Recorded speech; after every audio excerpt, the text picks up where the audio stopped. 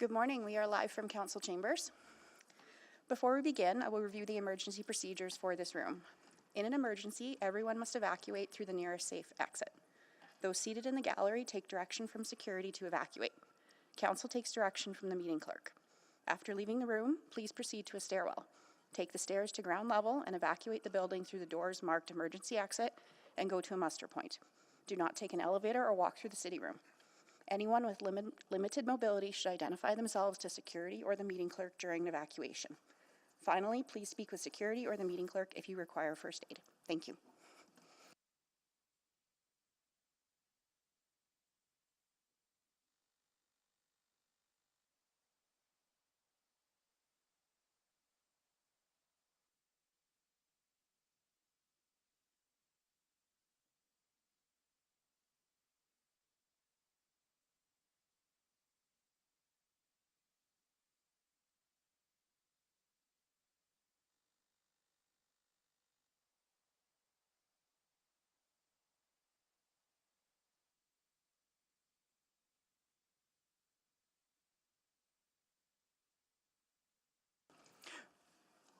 We are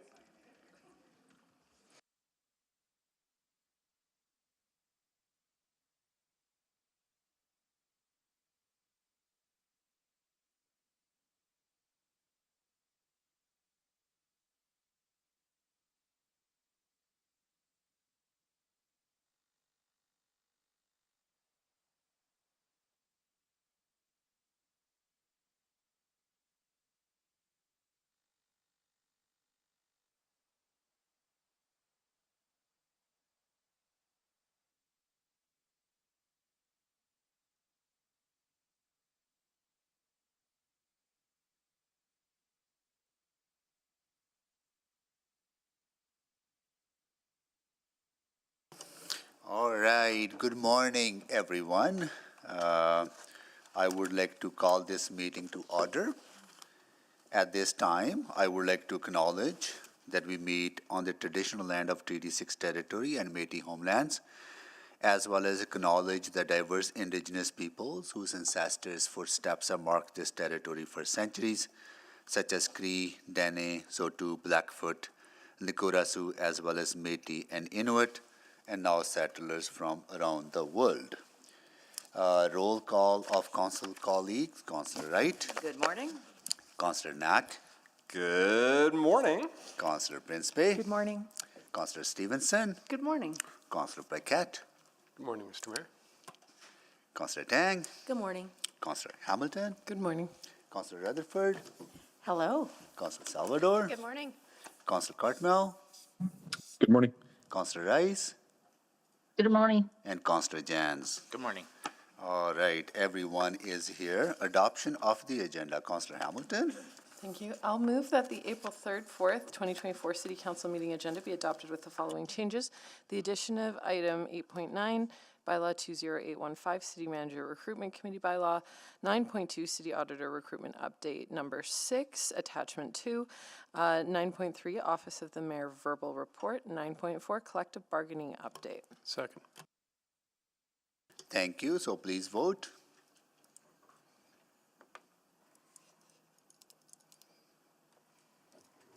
In favor. I'm a yes. Thank you, Councillor Wright. We have all the votes. Display the votes, please. Vote is carried. Approval of the minutes. Councillor Knack. Thank you, Mayor Sohi. This must be why we have such a crowd for the adoption of the minutes. That's Yes, the most of exciting course. part They're the so agenda, I thought. interested. Yeah. Everyone wants to know. Who doesn't want to be- And they have all read through the minutes as well, Exactly. right? So I'm going to move the approval of the minutes from the March 5th, 2024 City Council non-regular meeting, the March 11th, 2024 City Council public hearing, the March 12th through 14th, 2024 City Council meeting, and the March 20th and 22nd, 2024 Special City Council meeting. Second. Thank you. So any errors or omissions in the minutes?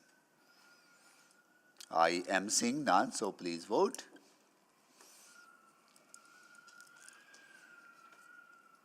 It's pretty windy outside.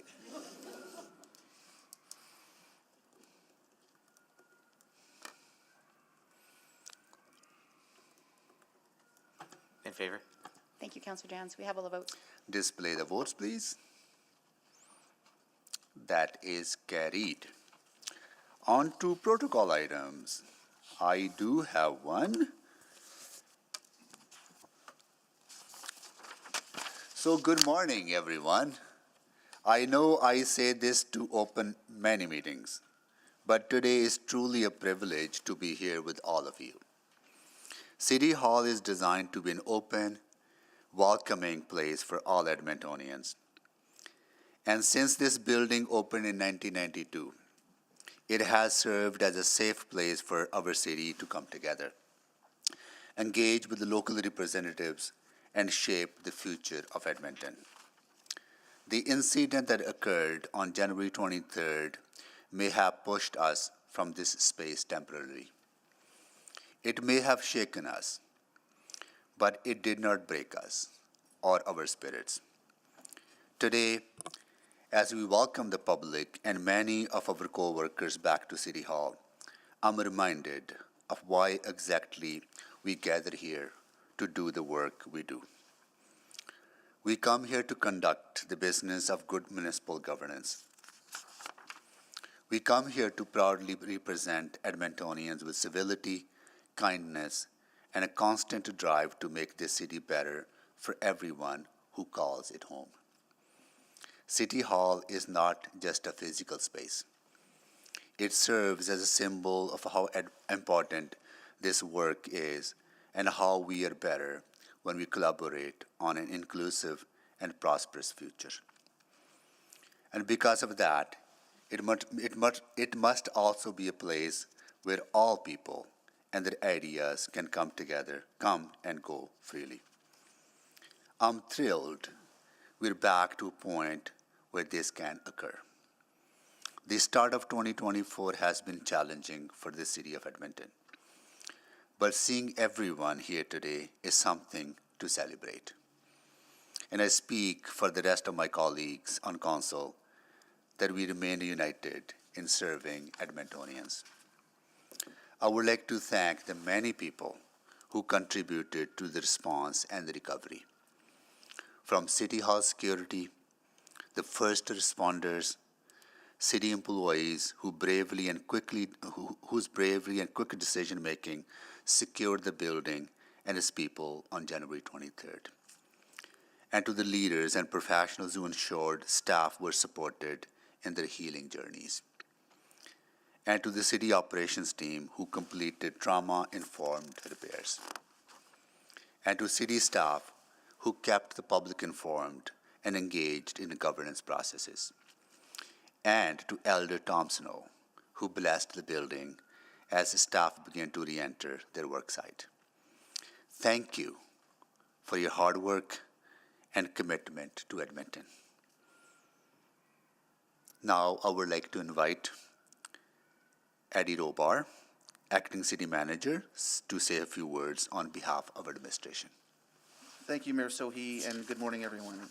It's with great pleasure that I welcome the Integrated City and Community team to recognize their outstanding contributions during and following the January 23rd City Hall incident.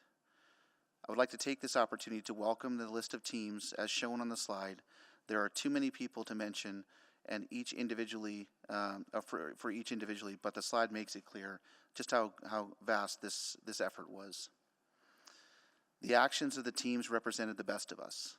They demonstrated courage, determining when and how to act in the face of danger and uncertainty.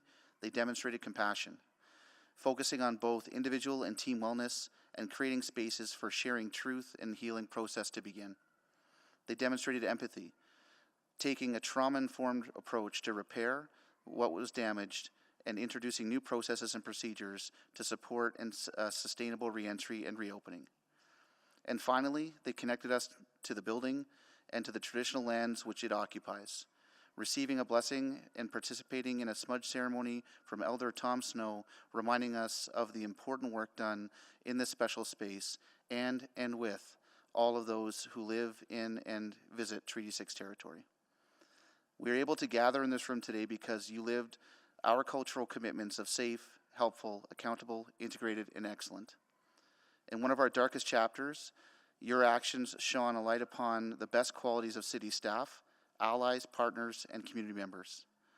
Whether you are in person or watching from a live stream in another room, know that we are grateful to you and your contributions to City Hall's response and recovery journey. Being here today, surrounded by people who deeply care, is a reminder that you are never alone and you're part of this amazing city and community team. Again, thank you from the bottom of our hearts, and welcome back to City Hall. Thank you, Eddie. Yeah.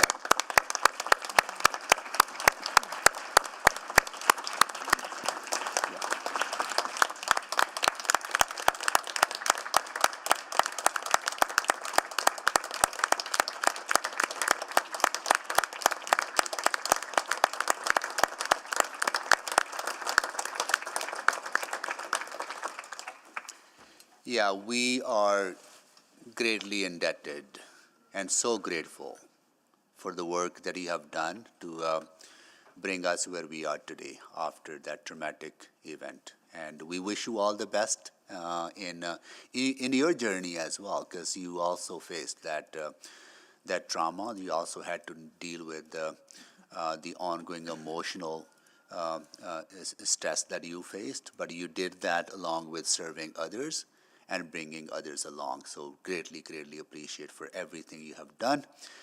Please stick around as long as you want to watch the rest of the proceedings.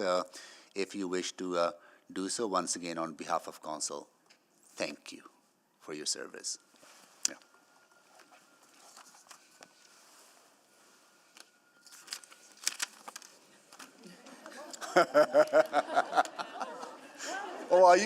You have very important work to do as well, right? So, yeah.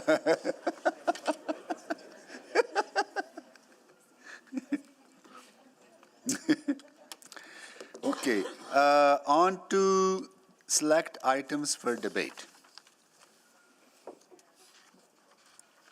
And Councillor Knack.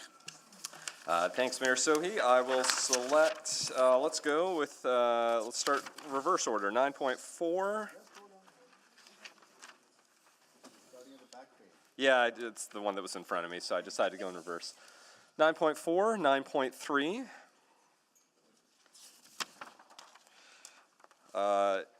8.9. And we also must select, I'm going to let the downtown councilor select those. Okay. Councillor Stephen, you're starting on page 1? Yes, thank you. Okay. I will select items 7.3, 7.4, and 7.5. Okay, 7.3, 7.4, 7.5. And I will also select item 9.2. 9.2, yes.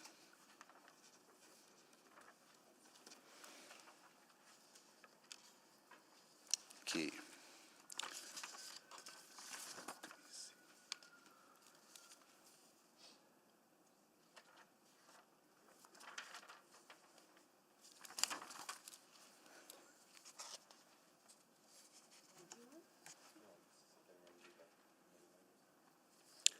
So 9.1 doesn't need to be selected, right? Because 9.2 is selected?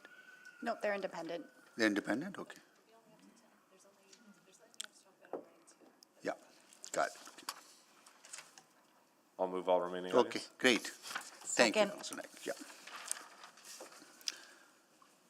And you have Councillor Rutherford seconded? Okay, please vote.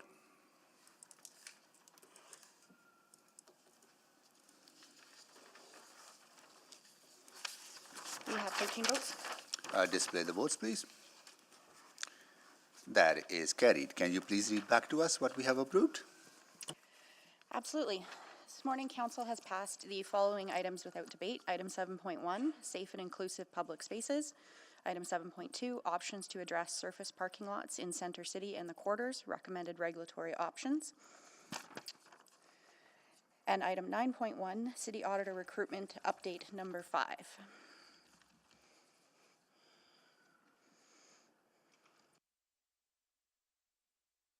Thank you so much. Request to speak, we don't, oh, wait.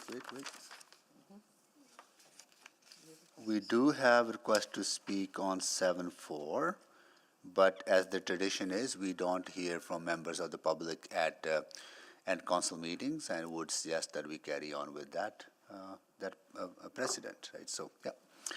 Okay. A request on specific time on the agenda. Councillor Hamilton? Yes, I'll move that the following items be dealt with at a specific time on the agenda. Item 9.4, collective bargaining update, first item of business today. Item 9.3, Office of the Mayor verbal report, second item of business today, which is April 3rd, just for the record. And 8.9, City Manager recruitment bylaw, third item of business, and that is also today, April 3rd. Second. Second.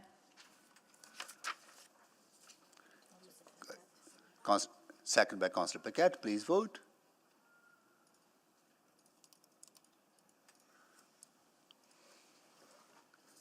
We have all the votes. Display the votes, please. That is carried. Voting on bylaws not selected for debate. Okay, none are, so we'll go to, well, 8.9 is, 8.9 is, yeah. I'll go to Councillor Cardinal. Okay. Reading of Oh, sorry. 8.2, Tim, 8.3. okay, try again, Councillor Can you Cardinal? not hear me? Yeah, better, yeah. I have real problems this morning, so I'm going to be in and out. That's why I'm here. I'm waiting for the TELUS guy. I'll try again. Moving first reading of 8.1, 8.2, 8.3, 8.6, 8.7, and 8.8. Second. Okay, please vote.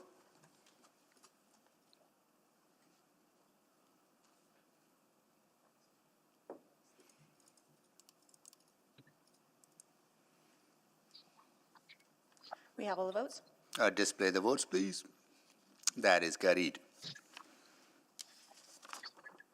So here I'll move second reading of item 8.2, 8.3, 8.4, 8.5, 8.6, 8.7, and 8.8. Second. Okay, please vote.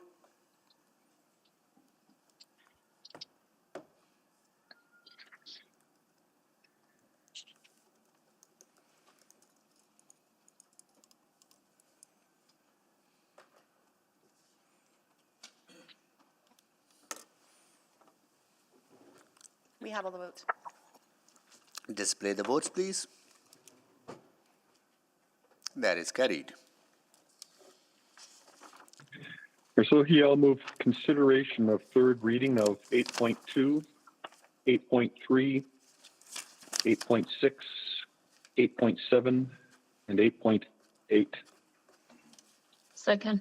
Please vote.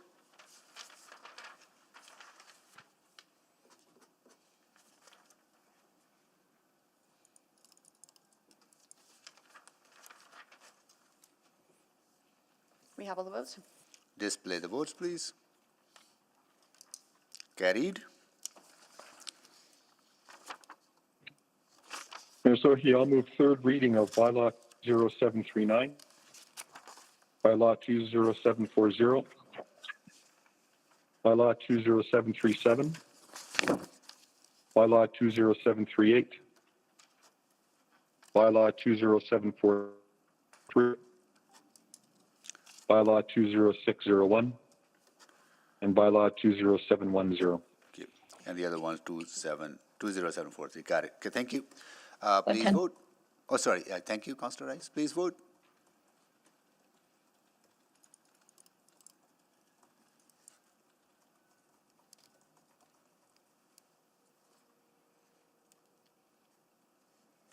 We have all the votes.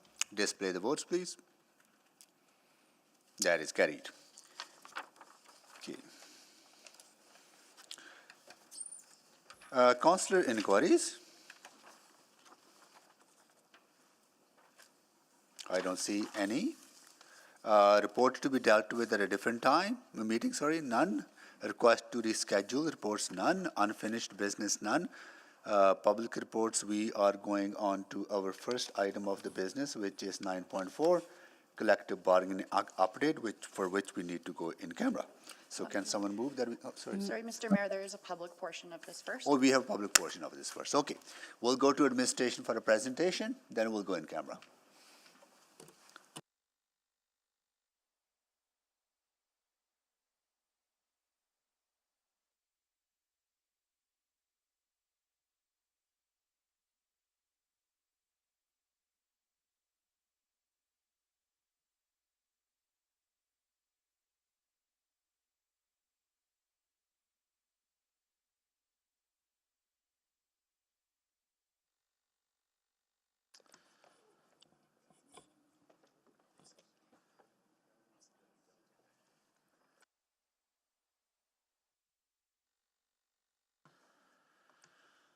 All right, so today we have the ratification of the CSU 52 agreement for consideration.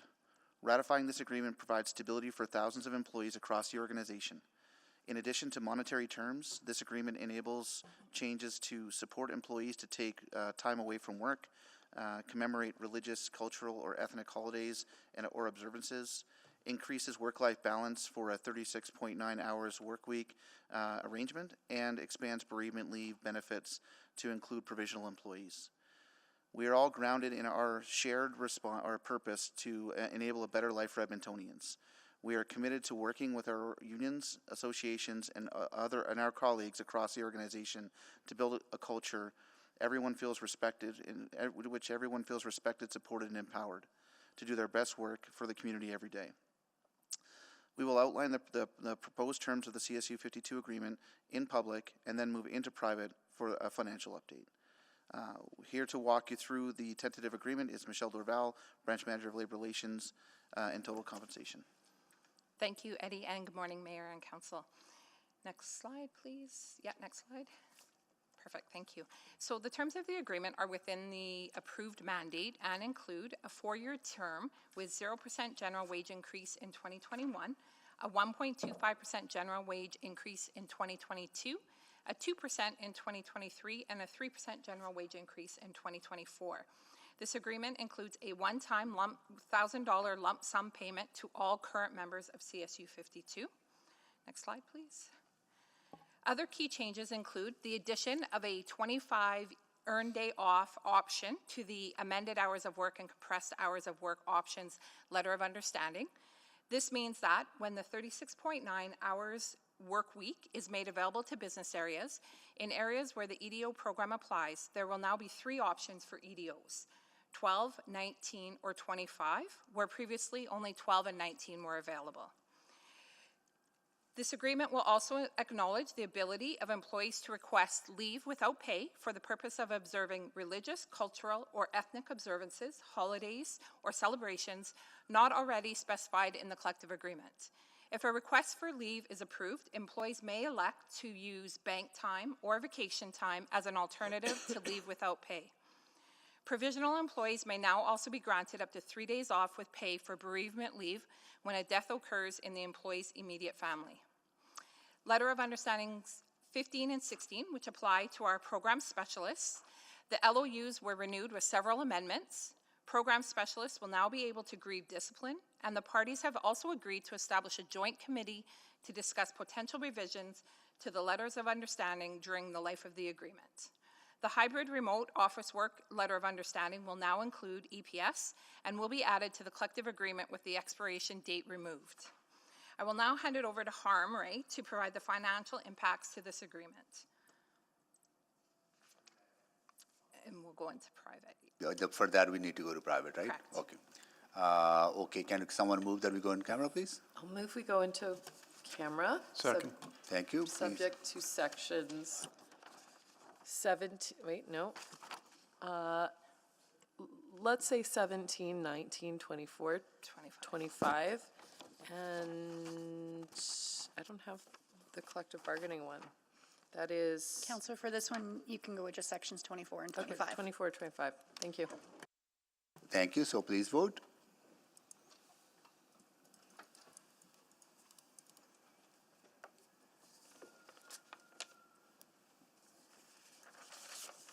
We have all the votes. Display the votes, please. That is carried. We'll give you a couple of minutes to ensure that the right people are in the meeting.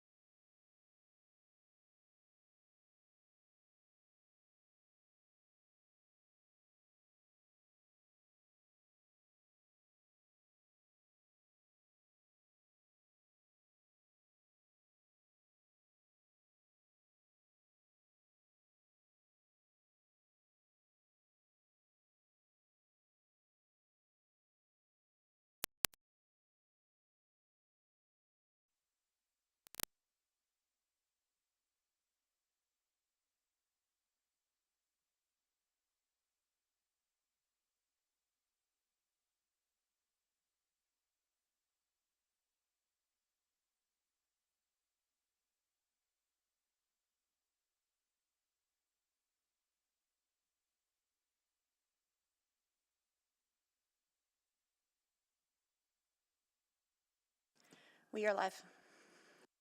We are back. All right, we'll go to administration to complete the rest of the presentation. Sure, if we can go to slide 6, please. Yep, keep going. Next slide.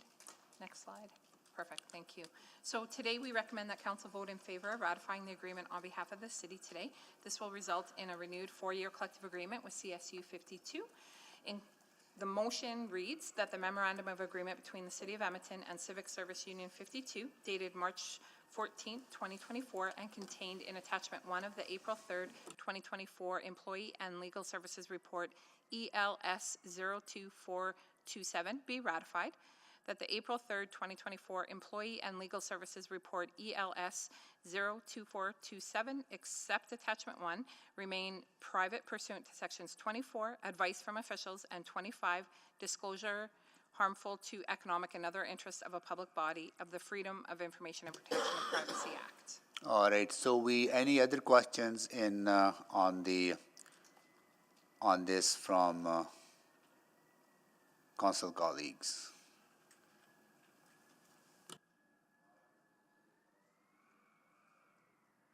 Okay.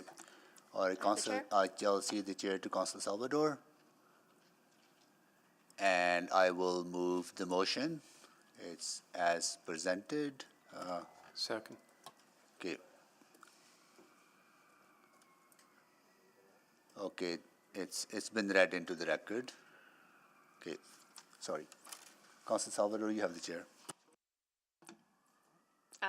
Yes, so please, Mayor Sohi, would you like to introduce? I'll move that the administration, the memorandum of agreement between the City of Edmonton and Civic Service Union 52 draft dated March 24, 2024, March 14, 2024, and contained in Attachment 1 of the April 3rd, 2024 Employee and Legal Services Report, ELS 02427, be ratified.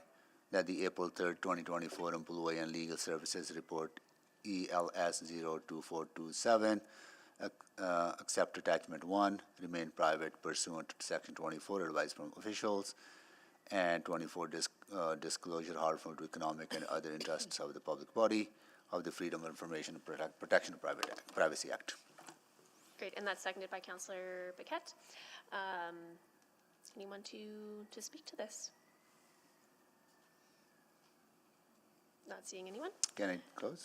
Mayor Sohi, would you like to close? I know we usually don't close on items that we discuss in camera, but this has been kind of hybrid report, both public and private. I will like to make a few comments. I first of all want to thank both our city administration and our negotiating team, as well as CSU 52 negotiating team coming to an agreement on this issue, and this allows us to move forward on an agreement that is acceptable to both parties and agreed by both parties. Right. So congratulations to both teams. I think we also need to acknowledge that this has not been an easy journey, and it has been difficult on both sides, and we have work ahead of us to repair some of the hurt that both sides have felt in this, and this council is committed to repairing that relationship. I have full confidence that CSU 52 will do the same. Our employees provide quality public services to us, and they are deeply valued. And every one of us, our city would not be what it is today without the dedication of everyone that works in this organization. Over the last 2.5 years, I can confidently speak on behalf of all of us that the dedication, the commitment, and how the people that are leading this organization, from frontline workers to supervisors to middle management to our senior leadership are very smart and talented people. And we need to continue to invest in them so they can continue to lead this city forward, to build the best city that we have the potential to be. So I really want everyone to know that we deeply value the work you have been doing over the last decades, running this city and building this city, and we just need to figure out how we continue to do that in an amicable, collaborative way moving forward. So deepest appreciation to everyone for the work you have done, and I'm glad that we're putting this chapter behind and moving forward together on this. Yep. Great, thank you so much for those remarks. Please vote.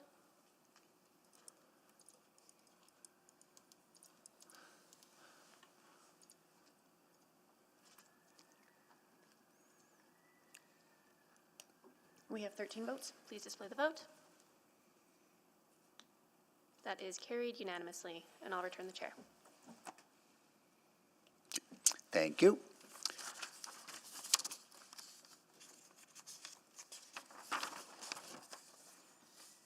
So the next item we are dealing with is 9.3, Office of the Mayor Verbal Report, second item of business. This will be in camera as well. Can someone move that we go in private, please? I'll move that we go in private, subject to Section 24, advice from officials of the Freedom of Information Protection and Privacy Act. Thank you, Councilor Paquette. Please vote.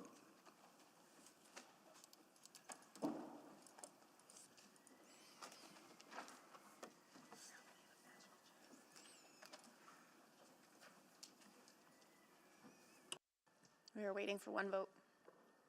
We have 13 votes. Okay. Display, please. Yeah. Okay. Yes, carried.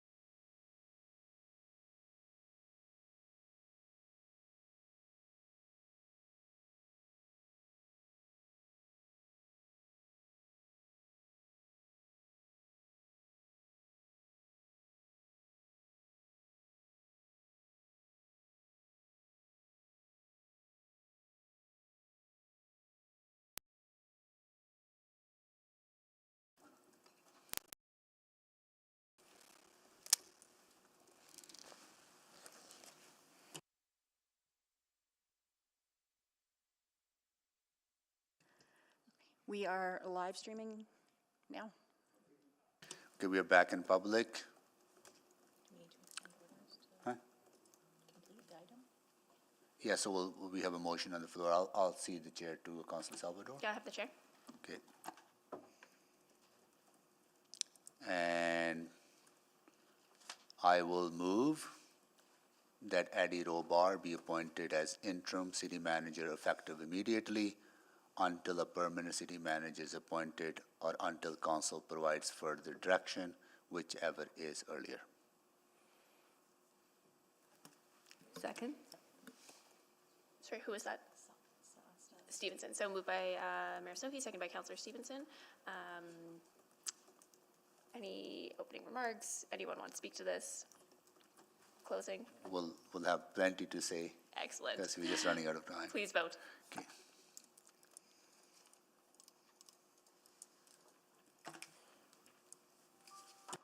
We have all the votes. Please display the vote. That's carried unanimously. I'll return the chair. Thank you so much, Councilor Salvador. So we will take a recess at this time, and we'll come. I'll be back about 2:45. And Councilor Salvador, you have to carry on with the rest of the agenda, leaving in your capable hands.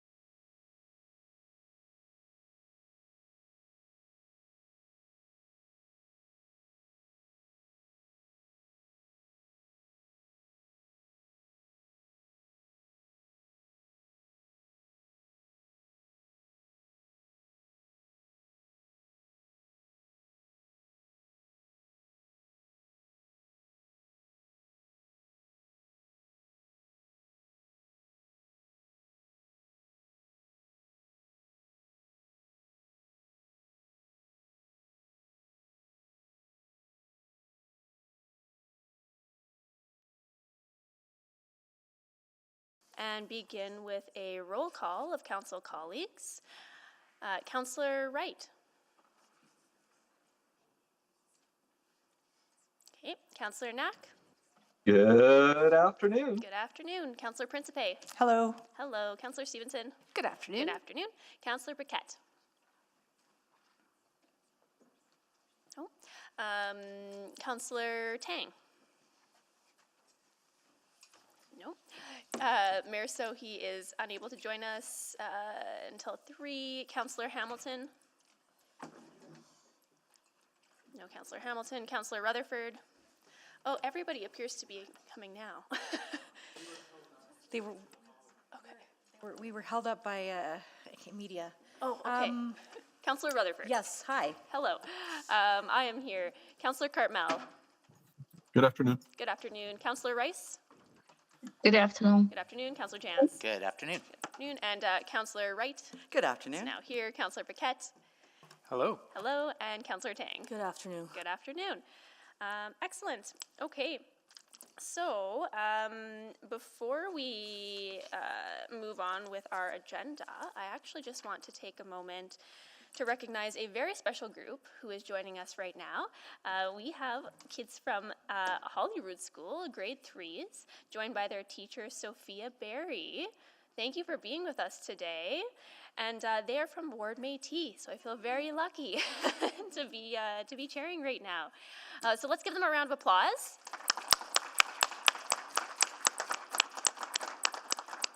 And I understand you're here for the whole week, is it? And a bit of next week. Okay, okay. Are you doing mock council at any point? Okay. Ooh, okay, okay. Well, I'm happy to hear that, and also really happy to have kids back in City Hall. It's been missed, so thank you for being with us today. We have some exciting items on the agenda. Well, you can determine if they're exciting, if you want to stick around. But we are going to be jumping to, actually, I think a motion that clerks have ready to go, just to wrap up. Yeah, it's just up on the screen here. Perfect. So if a colleague would like to make that, that would be fantastic. So moved. I will move that the following item be dealt with at a specific time on the agenda, 8.9 at 3:45 p.m. Second. Perfect. So, yeah, moved by Councillor Stevenson, second by Councillor Briquette. Let's vote.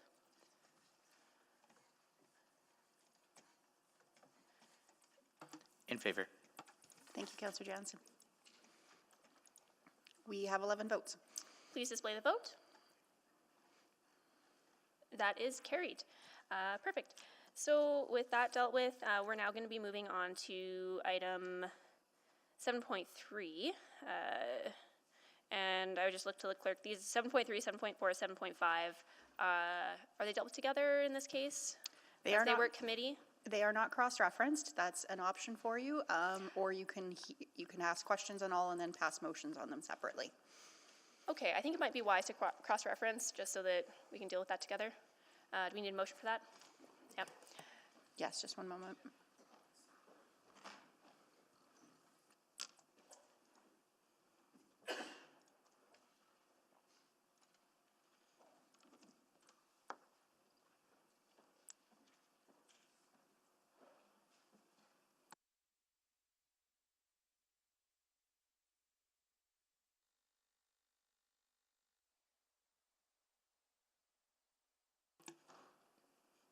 Great. Can someone move that, please? I will move that items 7.3 to 7.5 be dealt with together. Second.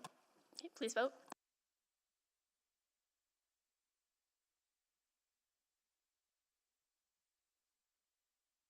We have 11 votes. Display the vote.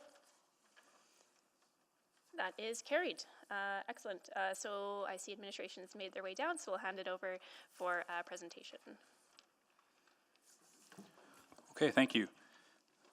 I have with me today Alyssa LaLiberte, the branch manager of Economic Investment Services, and Kim Petrin, the district city manager, or deputy city manager, sorry, and myself. And we have many colleagues from around to answer questions if you're so inclined. As a refresh from Executive Committee, we will summarize the key points, what we heard at committee, and provide some further context around extending a CRL. First, we'd like to underline the importance of downtown to the city as a whole. It is our greatest employment node, a hub for culture, education, and transportation, and even with diminished office valuations, it contributes 9% of city tax revenues on much less than 1% of the city's land area. The city has been a leader in investing in downtown transformation. City-led projects have totaled $1.4 billion in investment since 2015, and the investment is ongoing, with $148 million in current construction and a further $235 million in design or future construction as committed through 2026. In response, there has been more than $4.7 billion in private development and investments from other orders of government since 2015. Downtown has added more than 3,500 new housing units over the past 10 years. However, we also know that the current economic conditions make new residential development challenging, and although there are 1,138 units currently under construction, no new projects have started downtown since 2021. We heard from stakeholders at Executive Committee 2 weeks ago that the combination of high construction costs, high interest rates, and relatively low residential rents mean that the residential development is not seen as a viable investment by developers or lenders. We heard that a residential development incentive could change the story, making development viable, attracting capital to invest in our downtown. We also heard about the importance of continuing to invest in great public spaces and downtown vibrancy. The reports propose a couple of different incentive program designs. We heard from stakeholders and again at committee that a lump sum grant paid at occupancy would be the preferred structure. Administration would recommend that such a program be a competitive bid program, where developers identify the level of grant funding they require, and grants go to those buildings that require the least amount of incentive. We suggest that the program be capped at $40 per square foot, and for the reasons outlined in the reports, we do not recommend funding an incentive through the downtown CRL. Administration is ready to proceed quickly with either the lump sum grant program or property tax freeze equivalent grant if council gives direction. The next steps would be for administration to finalize a policy and draft program guide for council consideration. We would need direction from council on which program to proceed with. Council would also need to approve a budget and funding source for an incentive program. The reports include a $33.6 million figure to achieve approximately 1,000 units, but a program could be scaled up or down according to council's direction. Although it did not form part of the original motions, our discussions with stakeholders and the conversation at committee turned to the topic of extending the downtown CRL. We would like to provide a few remarks to explain the opportunities, limitations, and risks. First, extending a CRL is possible. The process involves provincial approval at several stages. There is one precedent of a CRL being extended, that's the Rivers CRL in Calgary, which was extended by 20 years in 2019.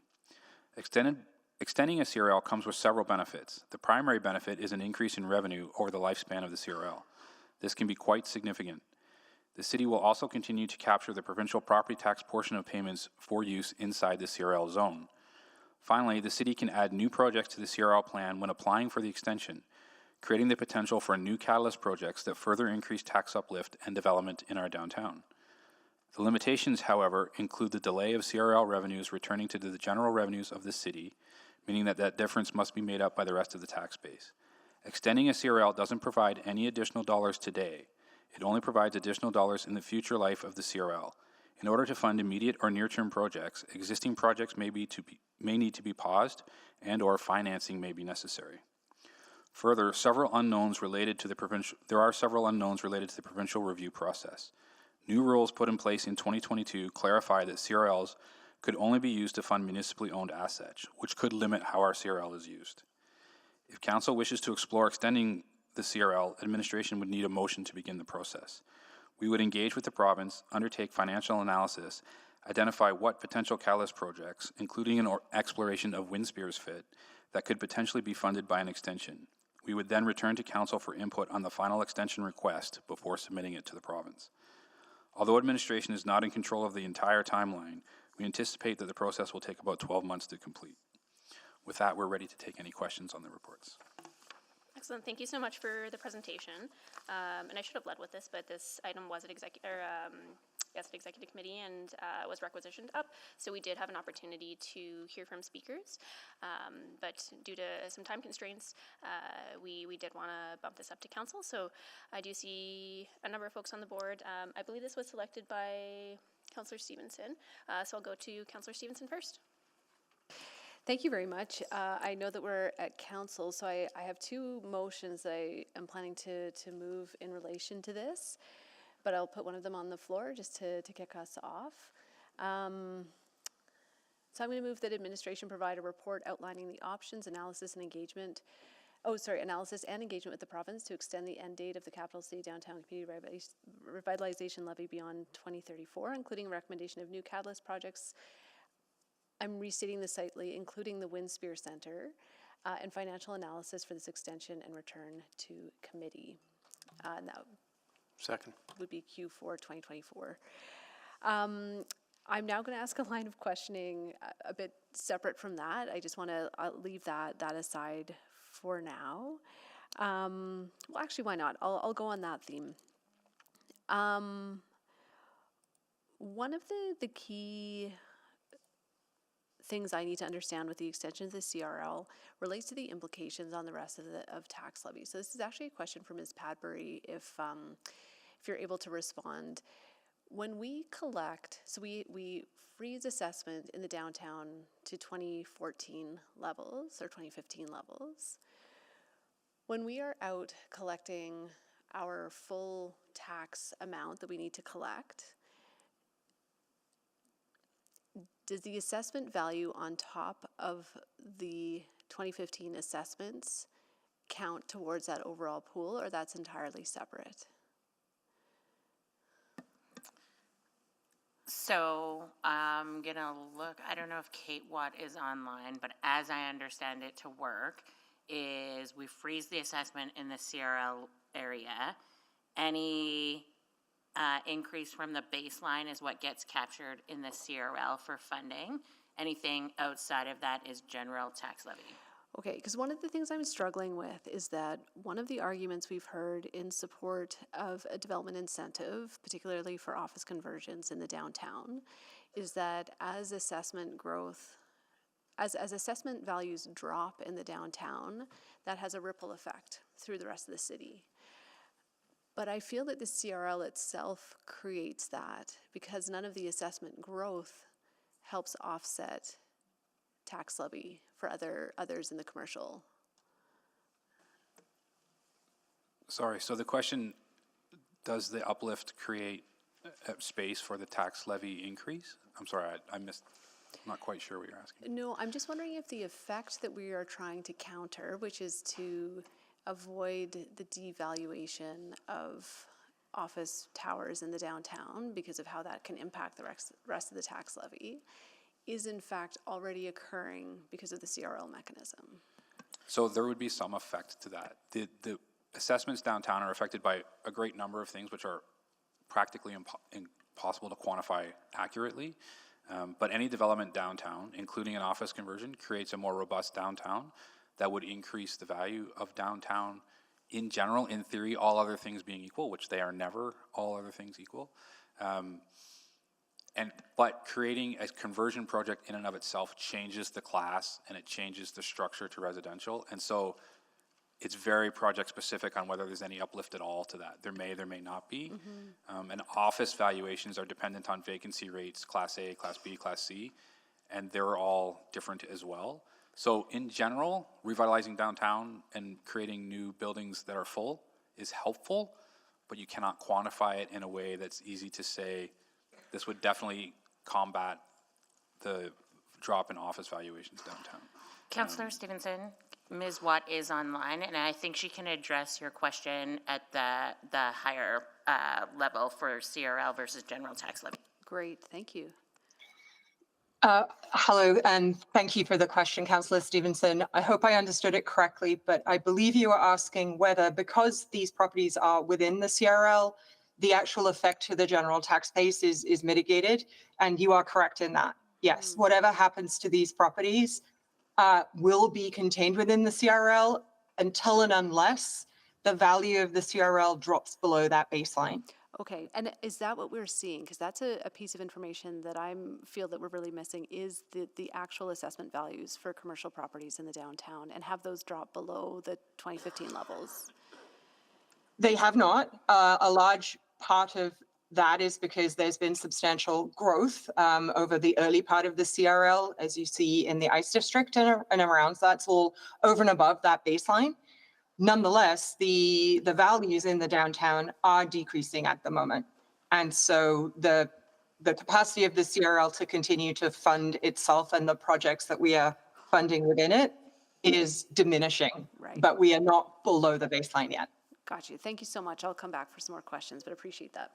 Great. Councillor Paquette. Thank you. And I see the kids are leaving right when it was going to get spicy, because I was going to ask about the various benefits and challenges of property tax deferrals, putting things on property tax as a grant or the CRL. No, you're still leaving? Oh, okay.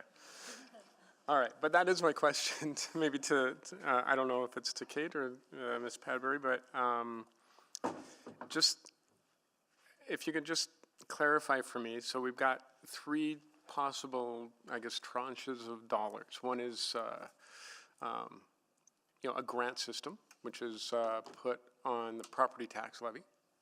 The other is a tax deferral, which hides the impact on the tax levy.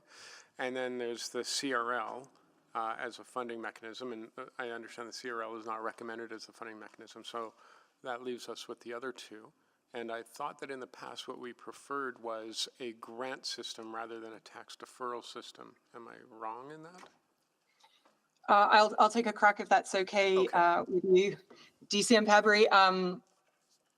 Generally, Councillor Paquette, we do advise that a grant is a better option. This is actually a grant one way or the other. For us to be able to defer taxes, we would need to structure it in a grant mechanism unless council was wanting us to return every single year and request a tax write-off for that year. The disadvantage of that is that there's no guarantee that subsequent councils will do that. So in order to create the certainty that we would assume you would be looking for in sort of having this as an incentive structure, we would be recommending a grant. Okay, and that future council would be wise to not continue that practice, in my opinion. But next question is about market conditions that were referenced. So in Edmonton, we've got one of the lowest housing costs of major municipalities in Canada. But there is market demand, or maybe there isn't. Like this is where I'm like, because we added 40,000 people last year to Edmonton. We're adding probably the same or more this year. That's almost a 10% increase in our population.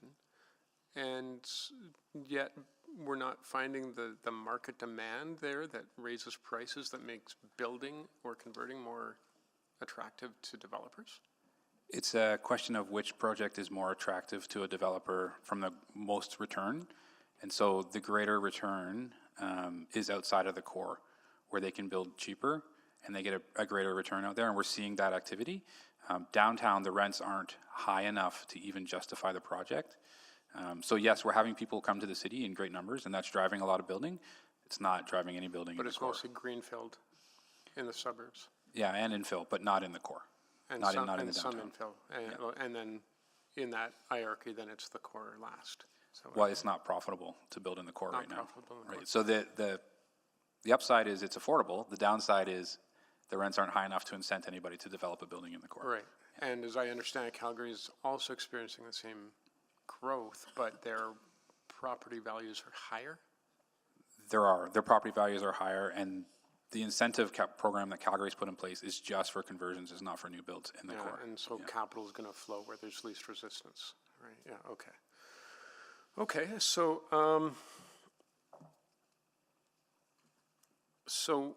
with this, we're talking about $33.6 million, about 1,000 units up or down, and the control mechanism is that they apply for that based on actual rentals. Yeah, like so, filling those rentals. Yeah, so the program would be, they would come to us and tell us how much incentive they need to make a project go in the core, in the downtown. And then based on those bids, we would determine where the best value for money is, which would likely be the lowest bid. So if they said they only needed $20 a square foot or $25 a square foot, that would come in under the $40 threshold. We would select the best bids, and then move forward with those projects. Okay. And Yeah, the, makes sense. and So I know that Calgary, they had some provincial involvement. Did they not on office conversions? Am I right or wrong on that? I thought that there was some provincial.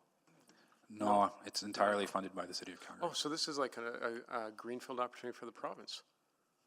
They can step in and, get some kudos for helping to ignite the capital city. Okay, have we explored that? We did have a funding. Ignite in a good way, by the way. Go ahead. Yeah, no, there's, the mayor submitted a letter to the federal government for funding related to housing incentive downtown. Okay, and the provincial help then would be in a CRL extension. That's an opportunity further to Councillor Stevenson's motion that we can explore. Yeah, okay, thanks. Thanks, Councillor Paquette. Councillor Wright. Thank you. So I'm just, with the wind spear that's included in this motion, I think in your report, and you stated that it can only be municipal assets funded through the CRL, right? Under the new regulations in 2022, yes. So is there any point in going to the province? Well, we can ask for an exception. We can ask for the old rules to be grandfathered in because the CRL exists beforehand. We can talk about many ways to see if Windspear would be eligible, but until we have a request to do that, we haven't had those conversations. Okay, and those conversations weren't done in advance of or in preparation of this report? So the conversations we had about extending a CRL were, you come back with an ask and we'll tell you what we think. It was not discussed in the hypothetical. Okay. And then I'm just wondering, if we're talking like federal dollars here as well, there was a couple of announcements yesterday, I think, by the federal government of what's going to come out in their budget to help with housing initiatives.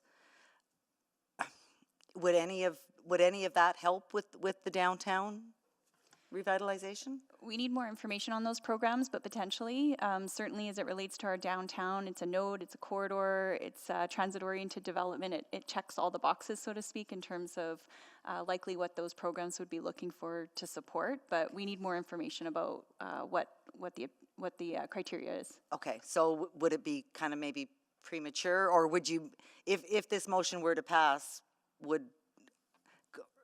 could it be suspended then, I guess, if there's something better that came along from the federal government? Potentially, yeah. So this is directing administration to bring back a report. So certainly between now and then, we can certainly explore other funding options or opportunities to fund a program of this type. Okay.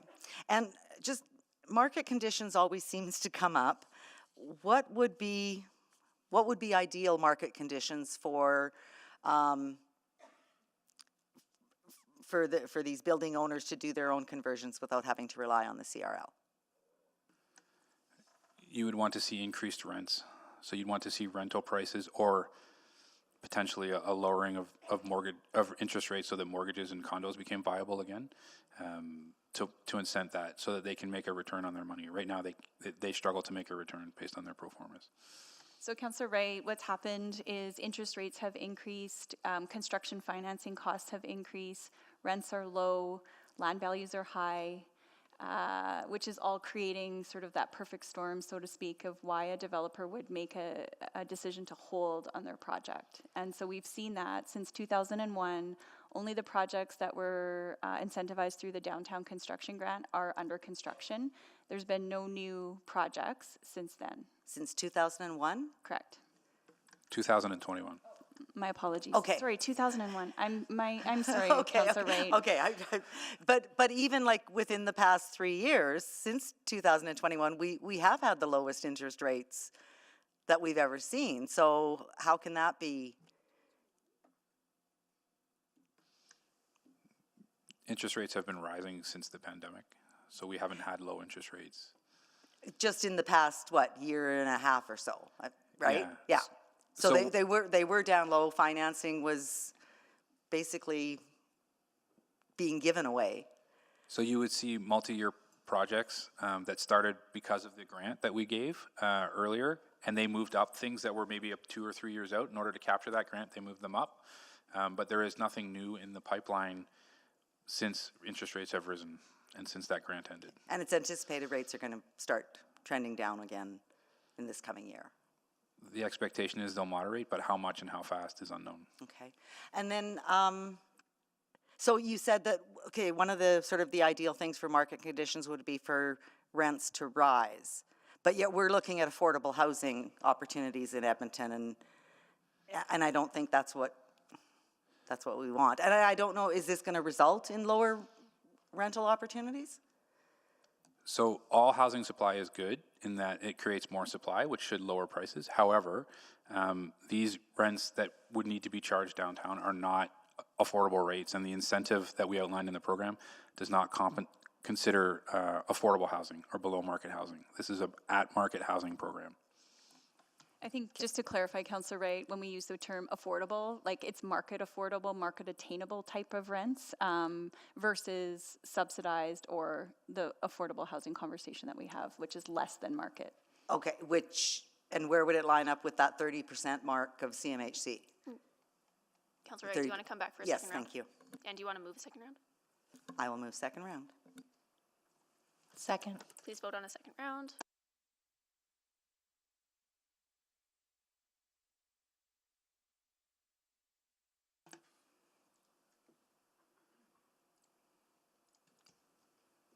We have 12 votes. Display the vote.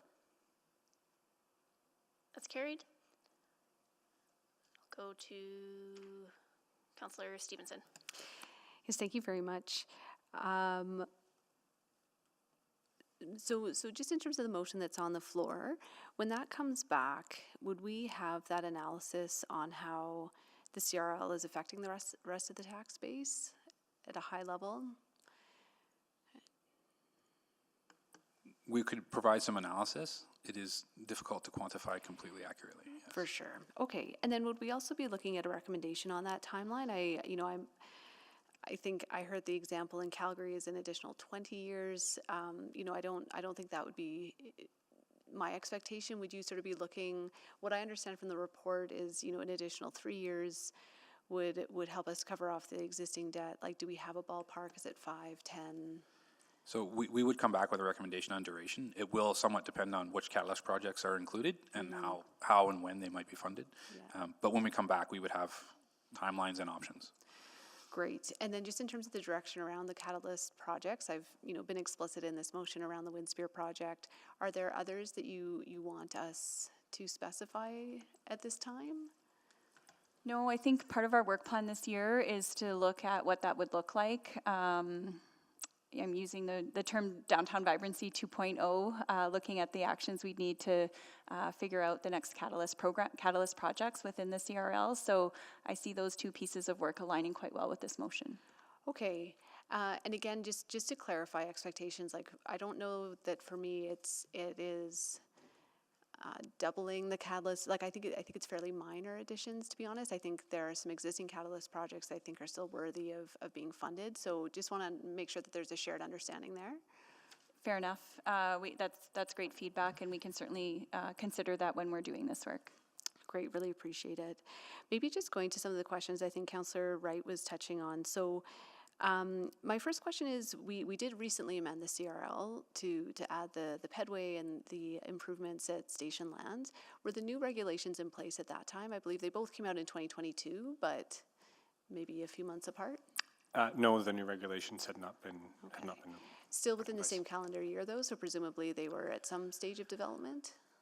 I'd have to double check the dates. The council approved an amended plan in July 2021, and the province approved it in January 2022. I think the new provincial regs were summer 2022. I'd have to check the dates. Okay. So I think it seemed in that case, again, we were able to invest in a non-city owned asset in terms of the publicly accessible private land. And just wanted to confirm understanding as well that Windspear is located on city owned property. There's just a lease. That's correct. There's some nuance to it. I might ask one of my colleagues to jump in. Yeah, perhaps I'll jump in on this, Councillor Stevenson. Cam Ashmore from Legal Services here. So the Windspear is under a long-term lease, total of 50 years. And typically when you do a lease of that nature and the nature of the lease itself, it doesn't change the underlying ownership of the land, but the control of the land ends up flipping. So it's, in accounting terms, I will say that very specifically, no longer considered a capital asset. The provincial rules that are being discussed do contemplate certain type of non-profit projects that are open to the public at all times as being catalyst projects. It's more a question of whether the province would see the WindSpear as falling into their own rules. And those are not regulations, they are provincial rules. They could change their mind whenever they wanted to, effectively. Certainly. And so that's really promising to hear. And, just want to confirm with administration that there will be efforts to reach out to WindSpear in terms of looking at those different ownership, access models, all the rest. Yeah? Absolutely. Great. I think there's appetite and openness to those discussions. And I think without, I think that is the public nature of the facility, I think is very, very much intended in the investments that are being made. I just on the topic of CRL as well, and I apologize, this leads a little bit to my second motion. I'm confused in the report where it speaks about residential incentives not being. Actually, you know what? I'm going to stick with one last question on the WindSpear. I also understood from the report that administration will be moving ahead with commitments through the Green and Walkable Emerging Opportunities for the outside landscaping aspects of the WindSpear. We will engage with WindSpear on that. We have to make sure they fit, but yes, we will engage on that. Okay, perfect. I will come back for some more questions. Thank you. Thank you. Councillor Paquette?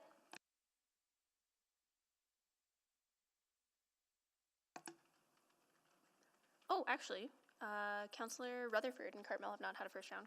Councillor Rutherford? Yeah, just a quick couple questions on the motion. If you could just put the motion back up on the screen so that the public can follow along with my line of questioning.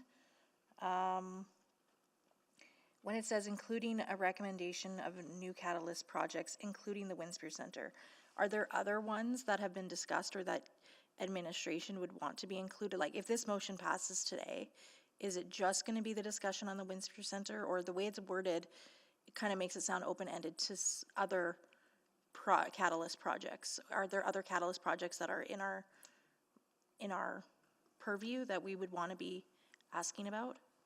So we would go back and look at that. In terms of other catalyst projects, there are some that that council chose not to fund the first time around, where we may go back and revisit that if we have more time and more money. But that will come back in the report with details of what those other projects may be. Okay. So, and that's perfect, because that leads to my second question, because when I read this, I'm like, the administration provide a report outlining the options, analysis, and engagement with the province. So I guess, are you coming back with the report before you engage the province? Because you had said something where you had said you needed this motion to go and talk to the province. So are you doing the report before talking to the province? Like, is this motion, do you get what I'm saying? Like, the way it's worded right now, it's like, come back with another report on options for how you could. Or are you going to go and engage the province? We're going to engage in the province. If the motion passes, we will engage the province and get an outline of all the rules and all the procedures and talk about projects and do all of that work.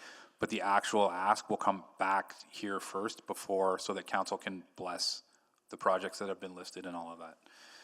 So we will engage the province post this motion, but the actual application, we come back here first one more time.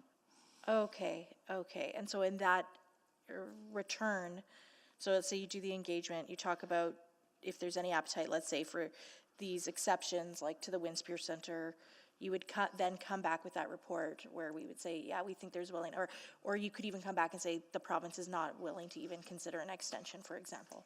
Yeah, we will come back and report what the province has told us. Okay. That helps clarify for me. Those are all my questions. Great. Councillor Cartmel? Thank you. So can you please refresh my memory on the grant program we used a year or two ago? So we provided grants for buildings that were going to start within the calendar year and met a certain threshold, right? Number of units and value and that kind of a thing. And that was a grant. I'm trying to remember what the funding source for that was. or did we identify a particular one? I just have to double check, but I believe your funding surplus, your funding source was tax levy surplus from the year. Okay, so in a funny way, it was from FSR. I think it might have been the FSR, Councillor Cartmel. We'll just double check that and follow up. Yes, Yeah, the FSR was at a position where it allowed you to be able to make this because you had surplus that you deposited in FSR. Yeah, and if memory serves, we had put a fair chunk of money aside for COVID relief that we then subsequently got from other levels of government. So we found ourselves with a bit of a nest egg. It's probably a bad word, but is that sort of flow, Ms. Padbury? Yeah, that's accurate. Like we took some actions to control expenditures in the pandemic when we were unsure whether some of those expenditures would be covered from provincial grants. And they then became covered by provincial grants, which helped generate a surplus, which went to the FSR, which made the funding available. Right. Okay. So, so that my memory is reasonably accurate, although short term.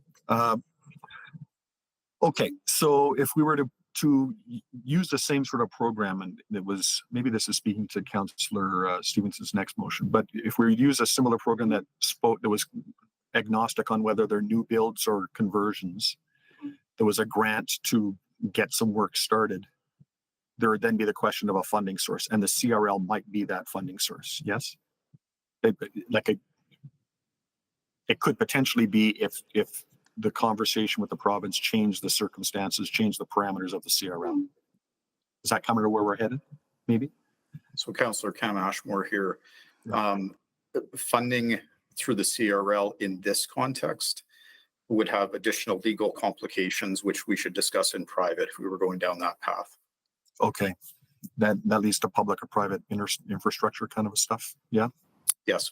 Yeah. Okay. Thank you, Mr. Ashmore. So, okay, so then I have a bit of a separate question then. If we're going to go and talk to the province about this CRL, we have two other CRLs. Might we, as part of the conversation, not to overcomplicate it, but talk about a couple of the other CRLs? So for instance, maybe we should look at changes to the boundaries of the other CRLs or those kinds of things that might allow them to perform better than they have historically. And I'm not quite sure what that might be, but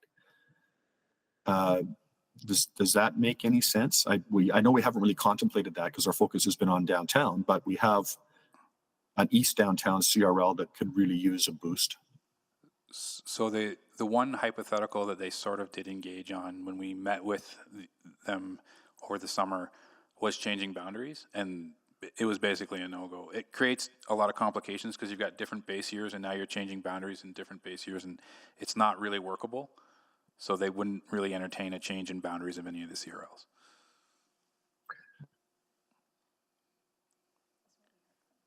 Yeah, that's what we heard from the province. Is it okay? Well, I wonder if we could ask the question again. I know we kind of heard that in general terms, but if we ask that specifically, because I look at the quarters CRL, it doesn't quite share a boundary with the downtown CRL, but they're awfully close. And so if there's a bit of a cross-pollination thing that could be done there, or if there's, if we see that there's other pockets of activity that might arise, near the CRL, I'm not convinced that just because they're different base years doesn't, that's not that hard to contemplate. We can definitely formally ask. Okay, so would that require an amendment or a direct motion, or it's not really buried in this one, is it? I'll think about that. Okay, thank you. Thank you. Councillor Paquette? Thank you, Madam Chair. Just double checking. I know the motion on the floor is dealing specifically with the CRL extension, but we're sort of using this moment as like the catch-all for the item. Is that fair to you? Yeah, if you have questions that relate to any of the three, because they're cross-referenced, so feel free. Yeah, okay, great. Okay, thank you. Okay, so just following up on sort of this concept of $40 per square foot. It's different, I think, than what was being suggested by industry, so I'm just wondering if we could get a little bit of rationale on that. Okay, so when we engaged on the reports both for October and for this round, we heard various amounts from various developers, anywhere from 0 to 100. We did hear 0, we did hear 100. $40 was what was indicated when we talked about a tax freeze program, and the extension of how long that would be needed to make a difference was 10 to 15 years. And that's roughly equal to $40 a square foot. So that's how we landed on that number. Okay, and do we have any sort of analysis on what sort of uptake we can expect on that and where it sits in relation to the Calgary program? We don't have an analysis on what kind of uptake we heard on that. We have heard anecdotally that some would be interested, but we don't have specifics or an actual application. So analysis on that would be challenging, other than to say they responded positively to a 10 to 15-year tax freeze, which is approximately $40 a square foot. Yeah. Compared to Calgary's program, they're incenting conversions only, not new builds, at $75 a square foot. So that's the difference, yeah. Okay, and so if we're not sure what the uptake is, that's a bit of a challenge, what the uptake might be, right? Is it the idea that we will find out once we put it out, or do we want to get some sort of idea before we roll something like that out without adjustments? Councillor Briquette, we know there are a number of sites that have been recently rezoned in the last 5-ish years. We know and have spoke with industry and developers invested in our downtown. So we know there are a number of projects of interest. We could probably each rattle off 3 or 4 different projects that we know. And so definitely feel there will be interest. And so the $40 a square foot at the 33.9 million estimate, with equaling 1,000 units, is just based on assumptions around square foot of units. Okay, all right. So I guess the challenge I'm having is when we do this calculation, do we want to have, on one hand, we want to have the lowest amount that we can offer that would incent a build, obviously. That's prudent. But on the other hand, we also want accelerated builds, which might mean a little bit more per square foot without changing the overall amount that we're offering out. So I don't know if we've thought about that, like how fast do we want pickup, how fast do we want units converted and built, versus how much we want to put out and what that duration should or ideally looks like between units over time. Sorry, that was probably a convoluted No, question. I think that that's something we can contemplate if council were to direct us to, formalize a policy and a program. That's certainly information we can bring back. Right, and of course the benefit to Edmontonians is that you've got all these extra units in downtown that over time end up paying back in taxes far more than is sort of used to incent it. So there is that net benefit for everyone in that tax uplift, which essentially for the rest of the city outside of the downtown will ultimately mean a less or a slower rate of tax increase. More people downtown is excellent for our city, and we know that more residential units downtown will support downtown vibrancy. Yeah, and ends up supporting everyone's vibrancy across the city, actually, but sometimes a hard case to make. So I guess that's, I don't know if any other councillors are interested in that question, but sort of balancing uptake and the benefits with the speed at which we want to see that happen, because maybe we want a rapid success story. Maybe we want to portion this out over time. I don't know. I'll leave it up to other councillors to think about. Yeah, thank you. Thanks so much. Councillor Wright. Hi, thank you. So just my question from last round. This is not to incentivize or anything for affordable housing in CMHC's definition of being 30% of income, correct? This is for market housing. This is for market housing. Much of downtown's current rent, though, would meet that criteria. Okay. Would meet CMHC's criteria. Okay, and this would be considering it as rentals or condos for sale? So currently, in all the development industry we talked to said the only market right now is for rentals. There is no market for condos, and they don't expect one for 5 years. Okay, and that's what I think we heard from OEG yesterday as well, that the market conditions for condo sales wasn't there. So I wanted to clarify that. And then for rentals, it's only going to be market rent, not affordable rent. Yeah, that's correct. These wouldn't address families in core housing need either. They would be beyond that. Okay, and the tax uplift that we're talking about, when would we get to see the benefit of that?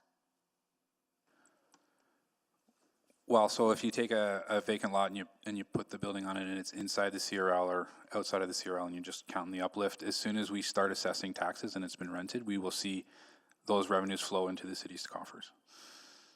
Okay, so there is. The break even is very dependent on project. So it will be some years out before you pay back the incentive, but it depends on project.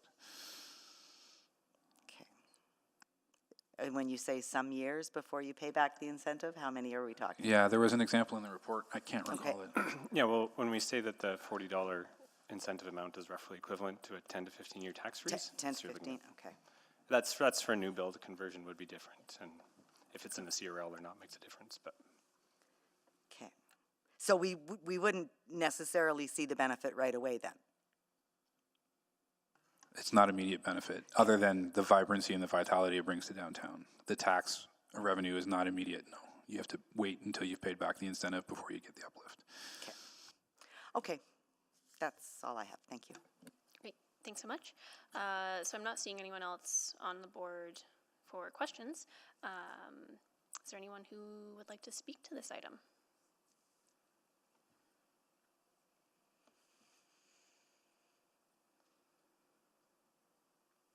Not seeing anyone. Councillor Stevenson, would you like to close?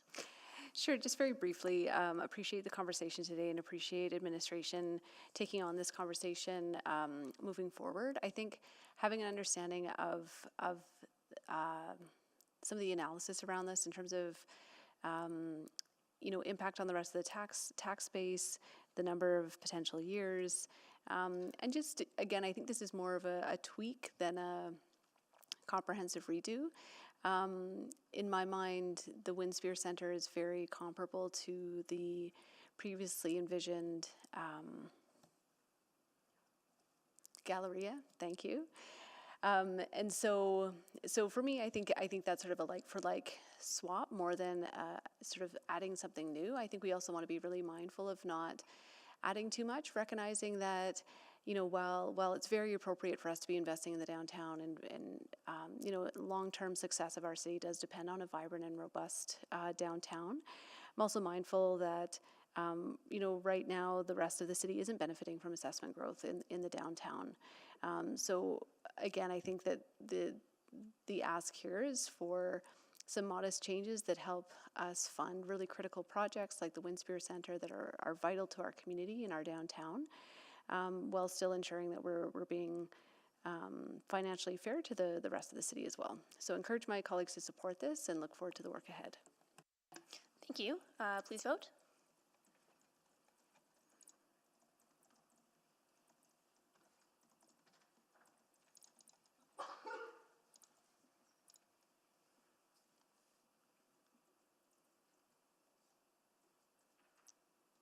We have 11 votes. Display the vote. That is carried. I understand there might be a subsequent. Yeah, and I'm not sure if we would count this as a subsequent or maybe. And it might be. Councillor Cartmell. Thank you. I would have a subsequent, but it can be after Councillor Stevenson's second motion. Yeah, that's fine. Okay, we will go to Councillor Stevenson then. I apologize for that. I'll just look to clerks for advice around perhaps that was a motion on item 7.4, and I'd now move a motion on item 7.3 if we need to have a motion on each of these items. Or sorry, residential 7.5. Yes, we can attach it to that one, and just to flag for you, we'll also at the end need some cleanup motions to deal with the private attachments. Sounds great. So the motion I'd like to move is that administration provide a report outlining economic conditions, return on investment, and policy and program guidelines for the Downtown Residential Development Incentive Grant based on the lump sum option as outlined in the March 2024 Urban Planning and Economy Report, UPE 02198, including funding options and return to committee. Second. Thank you. Just as a brief introduction, this is looking to implement an incentive program to support downtown construction of residential. You know,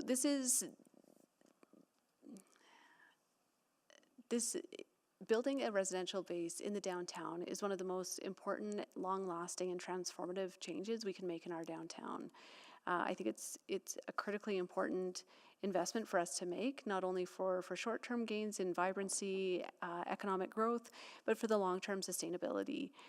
Having a more diverse land base in the downtown, including residential and commercial, helps to strengthen us against future shocks that we may not even be able to anticipate at this time. It also very much aligns with our goals of city plan, of building where there is existing infrastructure, building where there is ample transit. I think the conversations we've had on this topic have evolved in a way that I think is positive. I think we can all recognize that there are a number of very challenging economic conditions right now. And the role of the city in correcting all of those conditions, I think, has been an important discussion point. I think that, you know, some of the earlier contemplations of a much more significant public investment, I had questions on. I wasn't fully comfortable with. I think what administration has come forward with, though, is an excellent balance of providing an important support. It's not the only fix that is needed. We've heard announcements from other orders of government recently that are also critical pieces to making these projects viable. But I think it is important for us to play a part. And this is an investment, not a giveaway. We will reap rewards and returns on this. And I'm not sure what my time is, but perhaps I will wrap up there and just say I have some questions for administration as well. The motion is also contemplates some additional analysis coming back to us before we make a final decision to approve this. Just to be clear, that's not what's before us this afternoon.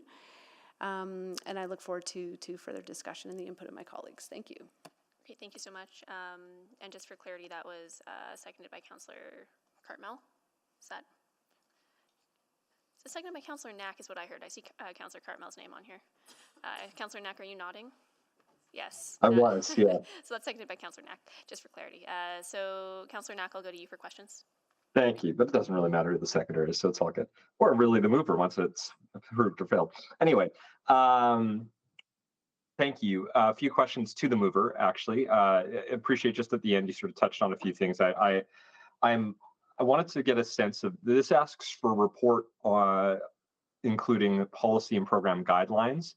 I heard from administration earlier today, like they're ready to go if we want to give direction. And what I'm curious about is this going to be a report that gives a high level policy, and then there will have to be a separate motion to go create the policy, and then there will have to be another report or another time where we actually vote yes or no. Like for me, I feel like I'm ready to make a decision. I think we've been debating this for a long time, but I wanted to better understand what you would expect coming back in the third quarter. Yeah, thank you very much. And I would look for administration to chime in on this, but my expectation would certainly be that when this comes back, we vote to roll out the program. There's no further report back at that time.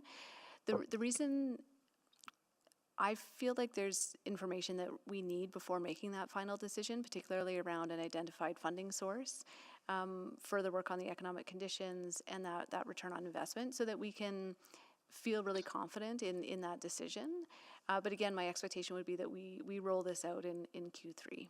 I also contemplated making that second quarter, but was gently reminded that we are in the second quarter already. But you may wish to speak or ask administration about those timelines.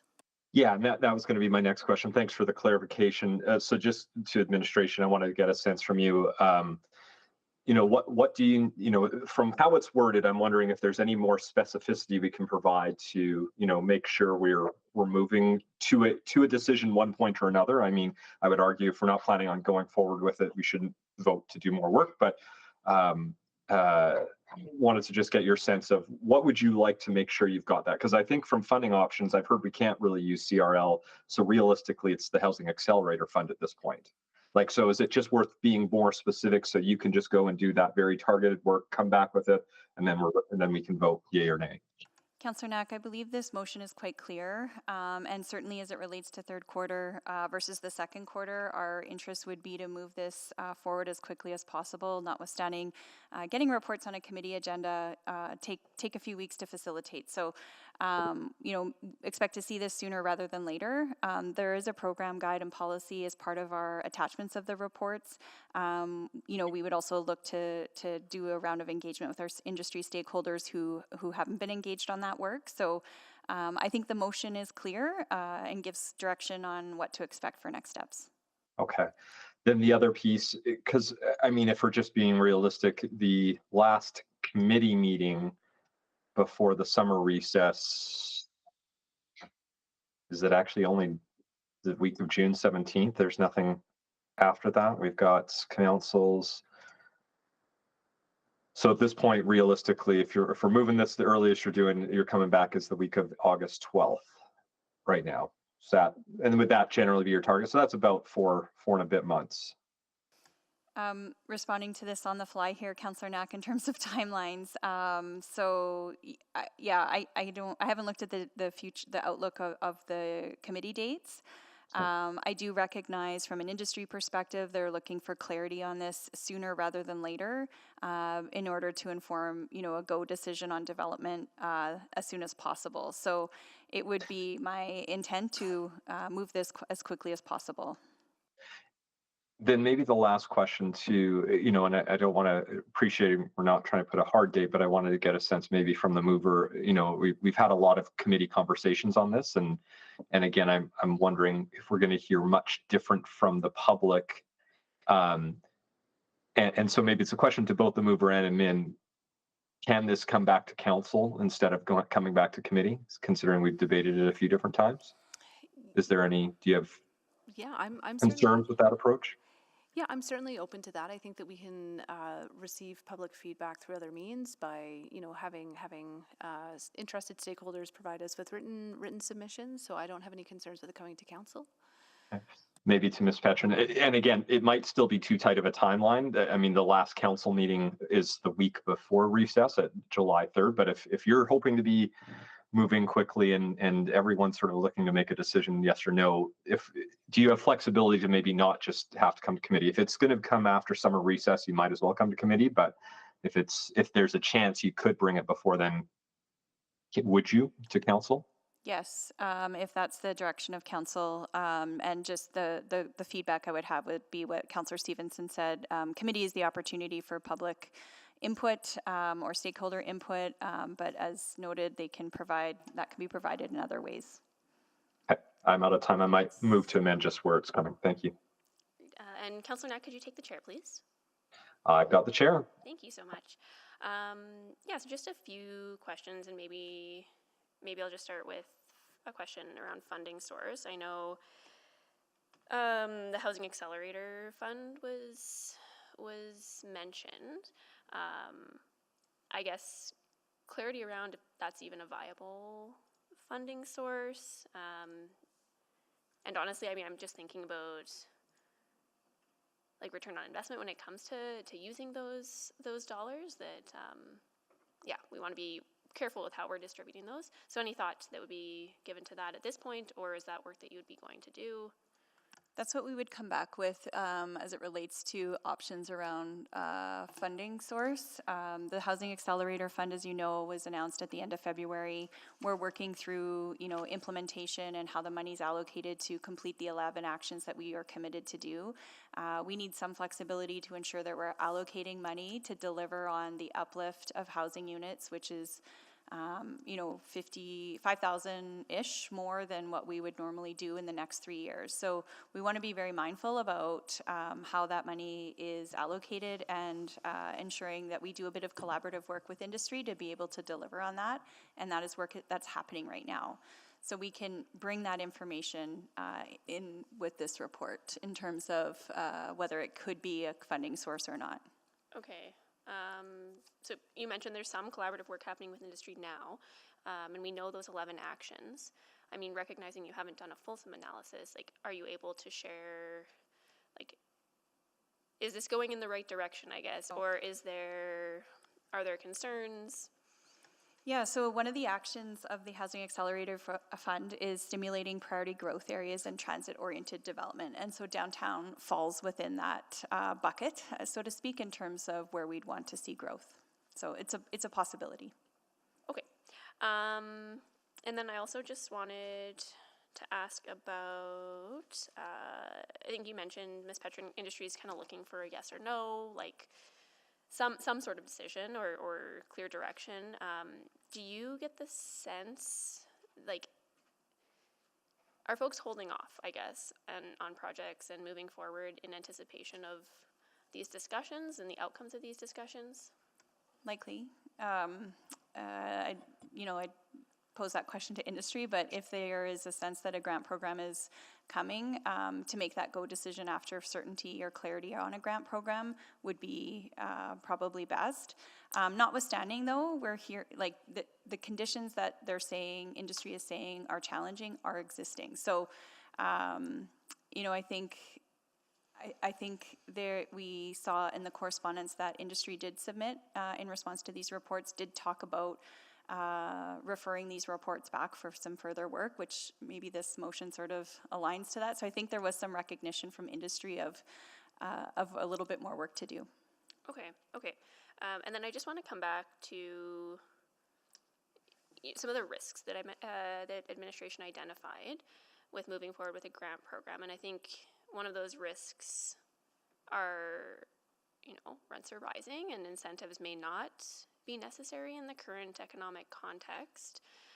Like, that's really weighing on my mind. What type of economic context would support an incentive program like this? Because I think about, when we did this, I guess 2 years ago, very different context. Why was that risk flagged, I guess, for council? The risk was flagged because in discussions with our own chief economist's office, there is a possibility that when you write the check at occupancy, you'll be writing a check to a development that in the end probably didn't need it. And so that may not sit well with some folks. So that's a risk. But it's about incentivizing development to happen and create that certainty for investment and vibrancy in our downtown. Or do you wait because we feel the market conditions are changing and it will happen at some point? It's just looking at accelerating that sooner. Right. Okay, well, thank you so much for those answers. That really helps. I will take the chair back. I'll return the chair. And I'll go to Councillor Hamilton. Thank you. I'm supportive of this motion in spirit, but I share Councillor Knack's concerns about the speed at which this might come back. I think it would be helpful to get some certainty, because I know that we are but one sort of factor in the decision people make to build. So, I might, maybe first I'll ask Ms. Petrin, does this need to be a report, or could it be, I guess, I'm trying to think of, because you've outlined economic conditions and you've outlined some of the answers to these questions in your presentation over the last 2 meetings. Does it need to be a report, or could it provide a policy and program guidelines for the downtown residential development incentive grant? Like, because we're at implementation, right? Yep, that's an option. Within the report, we can certainly include the context of the economic conditions that justify or support the approval by council for a policy and program. But yes, very directly, we could bring the report positioned with that outcome. Okay, so I'm getting hung up on the word report because historically that meant a longer turnaround time. There's different approvals within administration. So I guess I'm asking if the direction is bring back policy and program guidelines versus bring back a report that would outline, amongst other things, policy and program outlines, like which one gets you there faster? I think they're the same. It's still It's materially the same? I believe so. It's unless somebody else wants to comment on that, but it's a report that needs to come to council. Okay, all right. And the other piece to this is to figuring out the funding source. Yeah, yes. And maybe it's a better question to the mover then. Is your hope for this that it would come back with a policy like to implement, or from there? Yes, yeah, absolutely. As I, I think Councillor Knack and your questions are very important. My expectation would be when this comes back, the motion is implement this program using this funding source. Yeah, or refer it to the fall budget where that decision might be made, essentially, and that was one of my concerns, but if the funding is, say, captive and it's allocation of funding, then it's not, I'm getting into the weeds a bit. So if the instruction were to provide policy, so if you brought back program guidelines, that would include, Ms. Petrin, that would include economic conditions, the ROI, those kinds of things. Yeah, like we can bring it, maybe we just, if it's friendly or not, reworking so that it's clear that the intent is that administration is providing a report of the policy and programs the first thing. Yeah.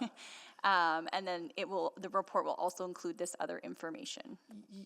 So I'll look to the mover to see if that's friendly to. Certainly. Well, that's friendly to you, but I'm just thinking of crisping it up so it's really clear what the direction we're headed in.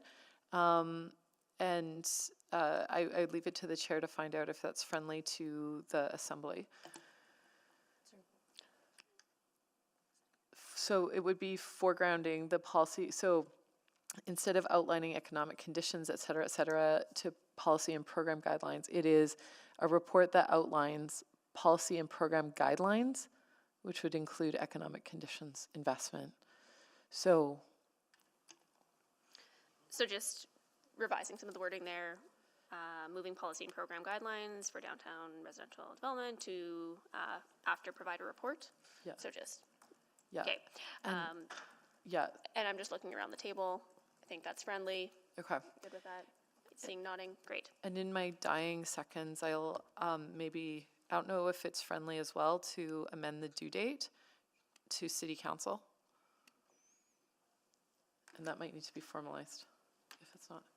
Yeah, I think that's, again, nodding heads. All right. Okay, that's friendly. Thanks. Okay, thank you, Councillor Hamilton. Councillor Paquette.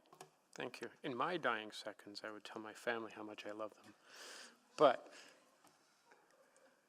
dedication to the job is amazing. So just really, I'm taking a look at the motion, and it really brings to mind its echoes of the grant program we had to incent residential builds that was fully subscribed, and in that metric was very successful. But the question has been raised about, okay, so at the end of the day, by the time you write the check, was it necessary? And so looking back at that program, could we say that was actually necessary, it had a utility, and we received the benefits from it? I think I would characterize the previous program as not simply a way to address housing in the core. It did that, but it also got economic activity to return to the core coming from the pandemic, and in that sense, it was very successful. Okay, and we feel that that without the grant, that we wouldn't have seen the amount of builds we saw as rapidly as we saw. That's correct. So are we extrapolating from that this is sort of a similar concept? This is to incent development where none is occurring due to the current market conditions. Right. So In some sense, it's similar. The amount needed is greater than what was required in 2021. Right, like by $8 million, is that all right? Yeah, for 1,000 units, what we're spending now is more Oh, I expensive. see what you're saying. Okay, yeah, based on inflation, I'm guessing? Yeah, and the differential. So the costs have gone up since 2021. So And of course, conversions cost more money. yeah, and the rents haven't increased as markedly as we demonstrated in the presentation, as much as the costs have gone up. The gap is larger now than it was in 2021. Right, okay, and then there was the question about like, well, this isn't affordable housing, but that's pretty hard to find in the downtown core. But what this does is provide more housing, which means the more options you have on the market, the more you see a decrease. So it's a double-edged sword here, right? Well, that's correct. So more housing in general, more housing supply will temper prices. Having said that, 1,000 units across the entire city, if that's the market you're competing or playing in, isn't that much, but any housing supply is good housing supply in terms of keeping prices down in a very economics 101 sense. Yeah, so it's, if you were to constrain housing builds, you'd see prices go up, and then suddenly building would be very attractive. If you flood the market with housing, the prices go down, it's not as attractive to build. So, but I guess what we're challenged with is that the equilibrium that we need to see these conversions downtown just is not in the foreseeable future. Don't have a crystal ball, but it does not seem, if you look at the pro formas or talk to the developers now, there is not. Yeah, barring anything Yeah. unusual happening. Yes. Yeah, which Yeah. doesn't happen in recent years, so. No, nothing unusual has happened in the past 5 years. Okay, all right, but, okay, so really, at the end of the day, it's the choice that council will make is, do you want to do this or not? But in this motion, and maybe this is a double question for both the mover and administration, is it, in this motion, is it contemplated then that when you return, there will be sort of different levels of investment or different levels of like how much we're willing to put in per square foot and the anticipated uptake and then build on that? Is that going to be part of that so that council can make a choice on how much they want to invest per square foot for what result? Yeah, you know, I think the way administration has positioned it as an up to a $40 a square foot, but submit your request and show us the value that you're providing. Maybe the question to administration is, will we have some clarity around what aspects of a development may increase its chances of success? For example, committing to certain affordability levels. Will we have some criteria? I mean, that's a question you may wish to ask administration. Right, okay, so you would be okay with that kind of scenario and included in the concept of this motion? Okay, that's a yes. Yeah, okay. Yes. So then to And- administration, yeah. Yes, and the current reports contemplate that as well. They mention using CMHC measures around affordability, green, and other factors beyond just cost per square foot. Sure. That but could then be criteria. also Yeah. per square foot, we've got a hard stop on 40. Can we look at, like engage with industry and see like what we would get on a return if we were to, like, what if it was up to 30? What if it's up to 40? What if it's up to 50? We can engage with industry and get those answers, yes. Yeah, because my assumption is that council would prefer to see things go faster in order to address the challenges of our time than slower to address the challenges of the next generations. Yes, we will engage with industry and determine, make a recommendation based on what we hear. Yeah, so I'm assuming that when you come back, you'll sort of be armed with the idea of like saying, okay, so we engage with industry, looks like, you know, we could get like maybe 6 or 7 builds right out of the gates or something like that, or conversions. You'll have that sort of information at the time. We will do our best to do so if that information is available. Everyone's going to be cagey because everyone's going to be like, well, give us a little more, you'll get a little more, right? So That's correct, I get it. yes. Yeah, okay, thank you. Thank you. Councillor Jans? Yeah, I'm not a fan of this motion. I'd like to see receipt of information and just kind of have closure on this whole conversation. I just want to confirm with admin though, rent has raised, is it 17% or 20% in the last year in Edmonton? It depends on which study you use, but I believe 17. We have, is Felicia? We're just confirming. Yeah, like yeah. but we're talking double-digit rent increases, and I Yes, recall double-digit rent even increases. 6 months ago, some of the speakers at committee said, "Hey, if rent went up, it'd become viable for us." So I wonder if we wait another 6 months. Sadly, is this going to be a problem that sort of starts to solve itself? I think we outlined that as one of the potential risks. Yes. Yeah. I also wonder, like, interest rates are stabilizing as well. That's been dramatically different than a few years ago, too, right? Interest rates are expected to moderate a bit, but we don't have a crystal ball. But we're not expecting them to shoot up higher. Nobody's saying they're going to be going up. No, we don't. We don't anticipate that. So that's like, I mean, two aces in the hand right there for development should they wish to proceed without the public purse. I think development industry would say even if interest rates moderate slightly, they're still substantially higher than they were in 2021. For sure, but then lower than, to Councilor Wright's point, lower than, decades previously. I guess going back though, like, we declared a housing emergency in the last 60 days, and I guess what is the problem we're trying to solve? Is our priority trying to get one family a Honda Civic or 50 families a public transit pass for a year? And when I look at the Housing Accelerated Fund, our housing emergency, our language is like, we want as many units of housing. That means find cheap land, cheap labor, cheap build, go, not boutique, high-end, select expensive location, right? Like, that's our goal with Housing Accelerated Fund. This is our goal with our housing emergency. Yes, the housing emergency contemplates number of units. I'll let Kim speak to the Housing Accelerator Fund.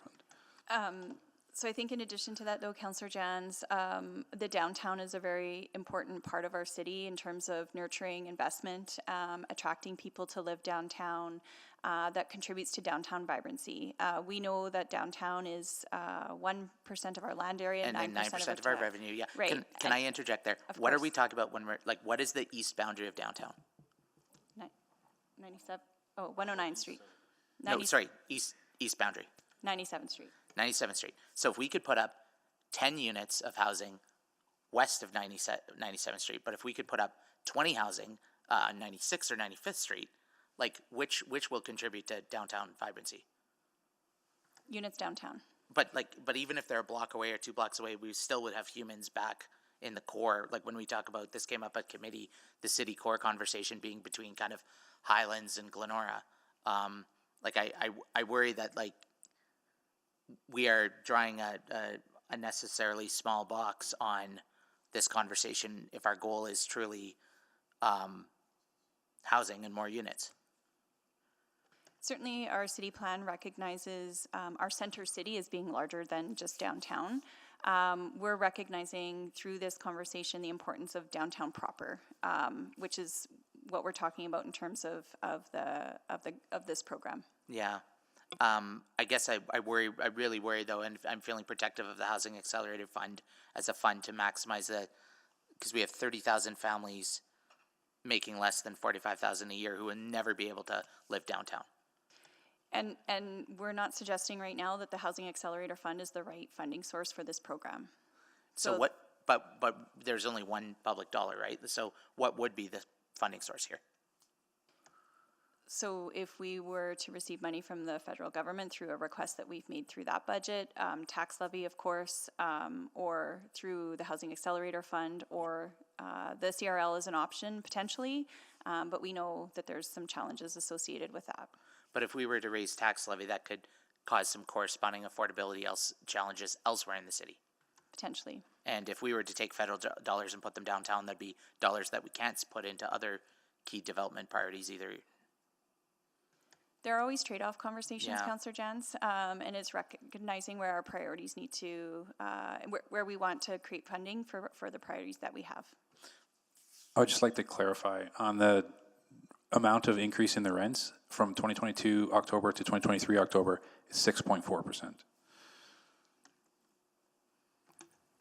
Thank you. Councillor Stevenson? Yes, thank you very much. Maybe just to pull on that thread, you know, I will confess to sharing some of the leeriness around using Housing Accelerator Fund for this program. I'm wondering when we will have a sense of the proposed investments and spending of that fund so that we can compare leveraging opportunities with that money. So we're working through those details right now in terms of how the budget will be allocated to complete the actions and then how it would be used otherwise in terms of ensuring incentivizing the number of units that we need to meet the agreement. So that work is likely to be sort of understood in the next month or two. Okay. Okay, that's very helpful. I think where my mind is going as well, so there's a range of nuances here, but what I understood from my previous questions on the last motion was that growth in assessment in the CRL only benefits the CRL during the lifespan of that CRL. So when we're talking about a comparative 10 to 15 year payback period, no one outside of the CRL, and I shouldn't say that, investment in our downtown benefits everyone, but in terms of a strict return on investment, that's benefiting the CRL area, not the rest of the tax base. It's benefiting the repayment of the CRL dollars. For sure. Yes. But again, it's localized to this area. It is localized to the area. Okay. So I really want to dig in, and I appreciate the advice was that we may need to go into private for this. You know, section 910 of our current CRL is the downtown incentive program. So that is an existing catalyst project. So I'm just unclear why it's not a slam dunk in terms of it being a viable option. I think we will need to go in private to discuss that. Okay. Okay, well, we can maybe finish the other questions first. Maybe just, I want to go back. So again, for me, I feel that we need to sort of see the analysis that administration has done on the economic conditions. And to the point, like I appreciate some of the commentary that's been made around, you know, by the time we're paying these out, have interest rates dropped? Have rents increased enough? Is it possible to build in elements of that to the program that if interest rates hit a certain threshold by X date, then? So I think we could try to build that in. I wouldn't necessarily focus on interest rates because that'll get locked in at the time the contracts are signed. But we could build in a program that if rents have accelerated X percent, we could try that. We could engage with industry, see how they feel about that. I don't know how they'd feel about that. And I appreciate that I think what that helps us communicate is that we are putting a program in place to address conditions that exist and to provide that certainty to spur development. I think that it's fair that if those conditions change, though, that our investment in that changes, right? Like I think there's a balance there to be struck, given that none of us can see the future. Councillor Stevenson, I just want to reflect the complexity of something like that from when developers looking to initiate a project and get funding and financing from a bank or investors or whatever the case might be, to get to that go decision and then to have risk that after 3 years of building the $100 million project, that money might not be in there in the end.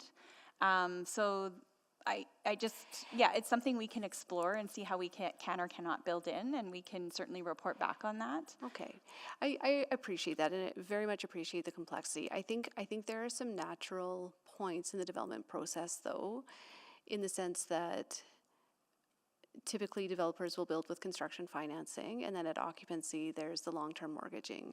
So if conditions have changed by the time they're applying for their long-term mortgage, like that's not changing the calculus of the development, right? Potentially, but for further discussion.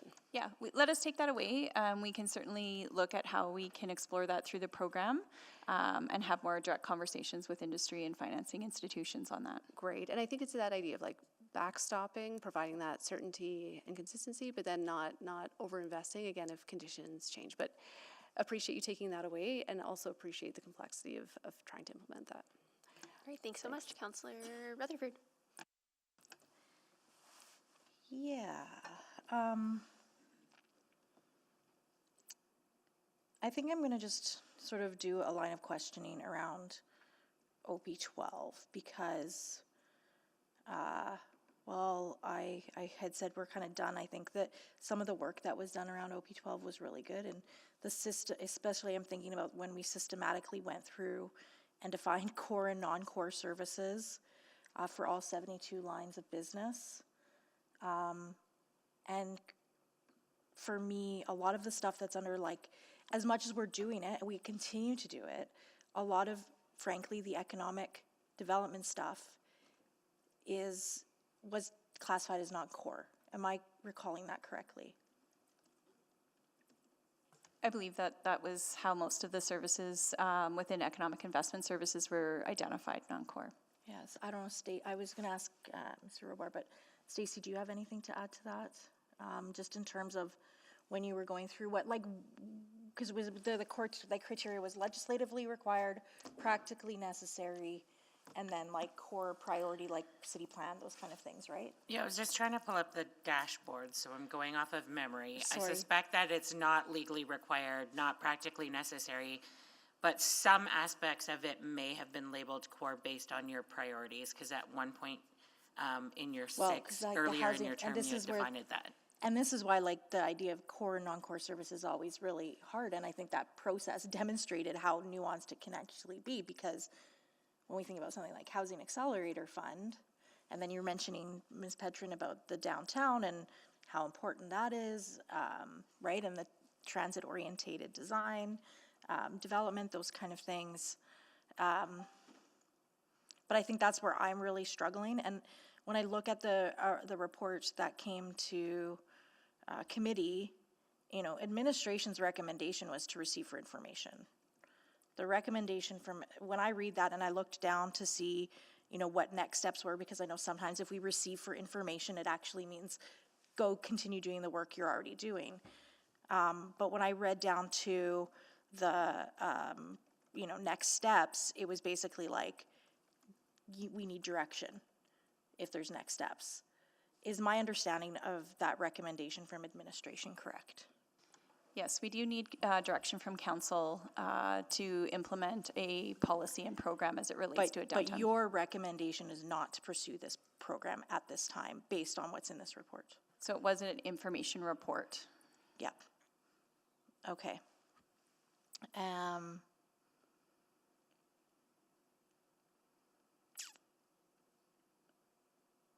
I am going to leave it there for now. Thanks so much. So are there some questions that we'd like to ask in private? Because I'm not seeing anyone else on the board for public questions. Great, I'll move that we go into private. And that would be subject to section... Section 25 and 27. Perfect. Thanks. Oh, sure. Second. Thank you. Please vote to move into private.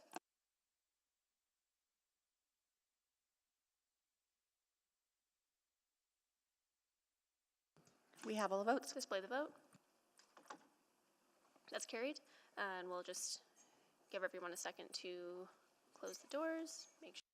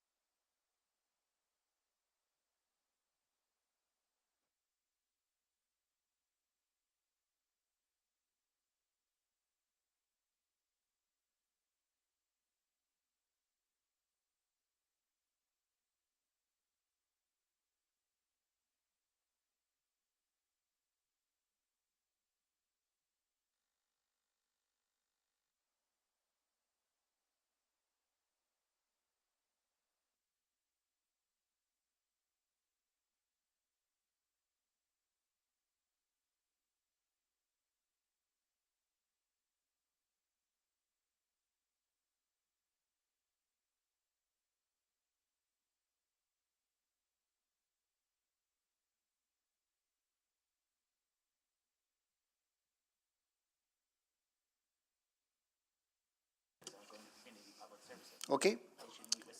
Good? We are good? We are good. Okay, what is the first motion, please? We are on 8.9, the bylaw to give it first reading. Okay, can someone move the bylaw, please? I will move. First reading of bylaw 20815. Second. Second. Oh, Councillor Knack seconded that, or can? Was that Councillor Paquette? Did you? Actually, Madam, do we have? Can we need to put the names in? Do, Yeah. Not yet. do I have to move the attachment? It's written in. So the way this will happen is you will pass the bylaw, then we will go to a motion to name the members, and then we have an attachment for you. All right, 3 that's, steps. that's all I need to know. So we gotta give all 3 readings, right? Yeah. Okay, who seconded that, sorry? I can second. Councillor Paquette, okay. All right, please vote. Wait, Councillor Knack is on the board. Oh, Councillor Knack? A very quick question that we didn't get to cover. There was a little bit of uncertainty around. This is going to be led, obviously, it's a council committee, but the city clerk will be the one leading this. I know there have been some conversation about city legal and HR versus the city clerk. Every other time it's been the city clerk that's been part of that committee. Is that correct? That's correct. And that's how it's worded here. That's how we're doing it. The bylaw wouldn't mention that specificity, but that is the plan. I'm getting the nod from the acting city clerk. Okay, perfect. Just wanted to confirm. Thank you. Thank you. So please vote.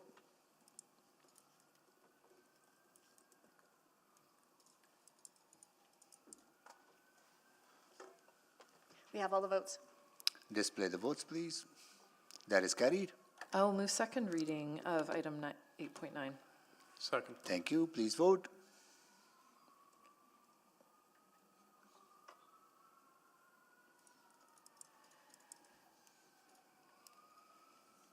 We have all the votes.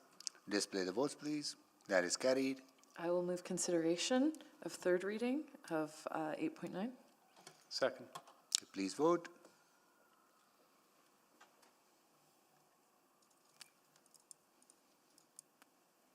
We have all the votes. Display the votes, please. That is carried. And I will move third reading of bylaw 20815. Second. Okay. Please vote.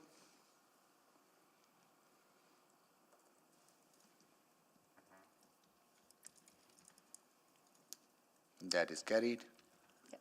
We have all the votes, yes. Okay, that is carried. Can you bring forward the second part of it? Yes, the motion is just coming up on the screen for you. There you go. Councillor Hamilton. Yeah, I'll move that the following councillors be appointed to the City Manager Recruitment Committee. Andrew Knack, Tim Cartmell, Karen Tang, and Karen Principe. Second. Second by Councillor Paquette, so please vote.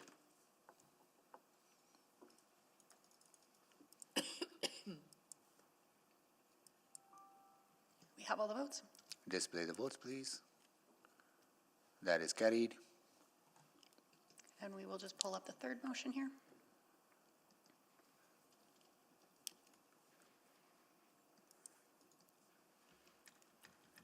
Okay, who wants to move that? I'll move that attachment 2 be added to the April 3rd, 2024 Office of City Clerk report, and that attachment 2 of the April 3rd, 2024 Office of the City Clerk report remain private pursuant to Section 25, disclosure harmful to economic and other interests of a public body. Second. Thank you. Please vote.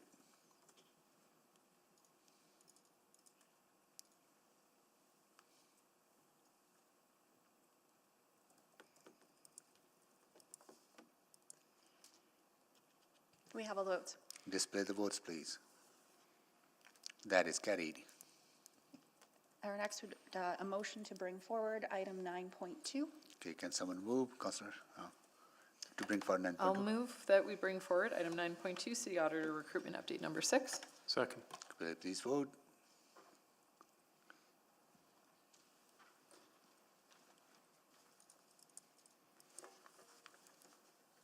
We have all the votes. Display the votes, please. That is carried. Councillor Hamilton, you want to move the? I will move the recommendation in the report, item 9.2. Second. Here it is. That is the actions outlined in attachment 1, and that the meeting remain private, subject to sections 17 and 19 and 24. Okay, thank you. Please vote.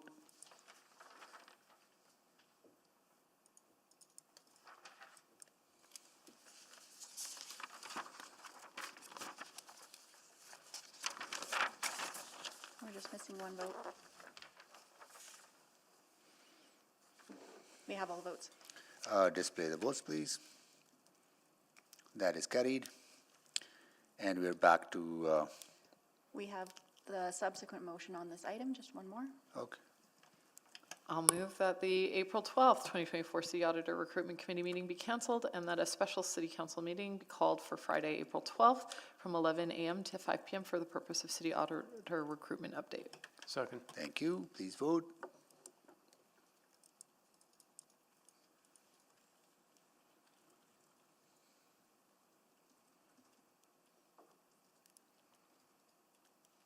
We have all the votes. Display the votes, please. That is carried.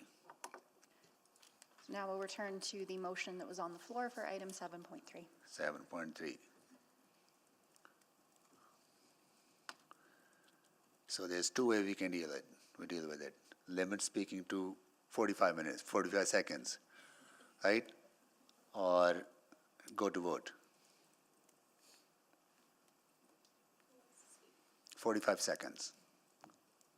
Okay. We don't need anything. Okay. Okay. All right. Who wants to speak to this? Okay. Councillor Hamilton. Thank you. I'll be brief. I will support this. I will be supporting this. But I want to go with the caveat that it's options for potential funding options, but I would not be inclined to support a tax levy. I think that there are some excellent options available, but I also hear that we're sort of stretched on that. If we can make this program happen, and we can make it happen with pools of funding that are currently available, then I would welcome that. I think that from the downtown development incentive, we saw a really great outcome, and I think any opportunity we can take to build more housing is an economic development strategy. More housing in the city of Edmonton, especially in the downtown, builds a stronger economy in this city. I'll be supporting this. Thank you. Thank you. Councillor is now Councillor Rutherford. Yeah, being super quick, I just jotted down a few points. I think I will not be supporting this motion. I didn't support it when it was at committee. I was valiantly a vocal no at that, and my position has stayed consistent throughout. Public dollars should not be going for private profit. I think we also have talked at length as a council about core services. This is not in line with core services. Admin does not recommend this, and there's other options for how we can revitalize and look at downtown, and I think there's a lot of opportunities coming up, and I can't read my final point, so I will leave it there. Thank you. Councillor Salvatore. Yeah, thanks so much. I appreciate the conversation, and I won't be able to support this. I am really concerned about the funding source. There was some discussion about the use of the Housing Accelerator Fund, and that's where my concerns primarily lie. This fund is a fantastic opportunity to catalyze housing, and I want to make sure that we're leveraging those dollars to the fullest extent and being able to have a holistic conversation about that prior to this one, I think is really important. I also don't see a realistic path forward if half is not an option, other than tax levy, at which point, I would not be able to support this at all. I think recognizing the context has also changed and is rapidly changing. I mean, rents are rising dramatically, vacancy rates are nearly 1%, our population is growing dramatically, interest rates are moderating. These are all major price signals. The market may very well decide that they don't want to continue sitting on land any longer. It's time to get involved without this program even in place. So for those reasons, I won't be able to support it. Thanks. Thank you. Councillor Wright. thought it was Stevenson. Okay. No, Councillor Ray. Okay, thank you. I cannot vote in support of this either. As with the last motion, I don't see sending administration off to do more report writing when in the end I wouldn't be voting in favor of it. We don't have any resources available without increasing the tax levy, and I don't think this is the intent of what the HALF program is to be used for either. If it's due to market conditions, this was, I guess, a chance that the investors, developers took, and I don't know why council and our taxpayers need to take on that risk for them. So I'm not voting in favor. Thank you. Thank you, Councillor Wright. Councillor Jans. Yeah, every day we delay is a day that industry delays their investment. If we send a clear message today that we are not willing to spend public money on private investment, that public money should go to public benefit, then industry is more likely to pick up the shovels and move. But if we're tempting them and continue to string them along with millions and millions of dollars in potential handouts, they're not going to be as likely to move. So that's my main objective. We need to say no at some point. We've looked under every rock. We've tried to figure out how to do this, but without raising the tax levy, without cutting into the Housing Accelerator Fund, without adjusting the CRL, we don't have any pot of gold. Thank you. Thank you, Councillor Jans. Councillor Knack. Thanks, Mayor Sohi. I am willing to support this. I think we should explore everything but the tax levy piece. I appreciate that caution that's been raised. A few thoughts. I would echo what we heard at the committee, which is that if in fact we're looking to get the best bang for our buck when it comes to getting more housing built, then in fact we would be building outside the Henday. Now, I appreciate that we all know that there's a larger cost to that in terms of the infrastructure and the maintenance and all of that. But in terms of getting housing units done today, that would actually be the best use of our money. And so when I think about wanting to build, we want to make sure we're building across the entire city. That includes the downtown, where we need that vibrancy, we need that activity, and we do need to explore options like this. So I'll be supporting it. Thank you. Thank you, Councillor Knack. Councillor Paquette. Thank you, Mr. Mayor. We had a program somewhat similar to this that was well subscribed and delivered benefits to the city of Edmonton, and we will receive those tax uplifts, which will actually benefit the people of Edmonton long term. This is not dissimilar, and office conversion is a challenge. We've seen Calgary do this fairly successfully, so I don't think it hurts to explore. This is not a decision point. That would come later. If we were going to make a decision, we should probably just have all the facts on the table in front of us and the strategies, and at that point we can make a determination. Until then, saying no, at least in my opinion, would be premature. There's nothing wrong with finding out more information. Thank you, Mr. Mayor. Thank you, Councillor Paquette. Councillor Salvador.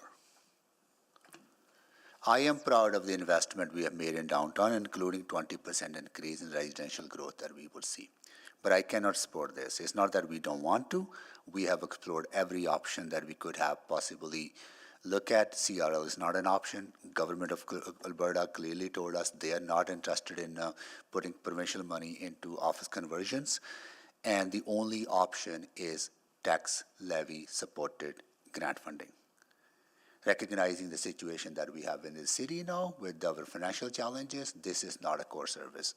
This is not something that I can justify to taxpayers that it's okay to subsidize private industry with tax dollars.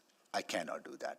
We need to be very disciplined about our finances, and we need to send a very strong message that we have serious issues around how we resource our city, and we need to prioritize, and we need to make tough decisions, and we have made tough decisions, and this is one of those, another tough decision where we have to say no and give signal to industry that they would not be getting taxpayer-backed support for conversions. Yes.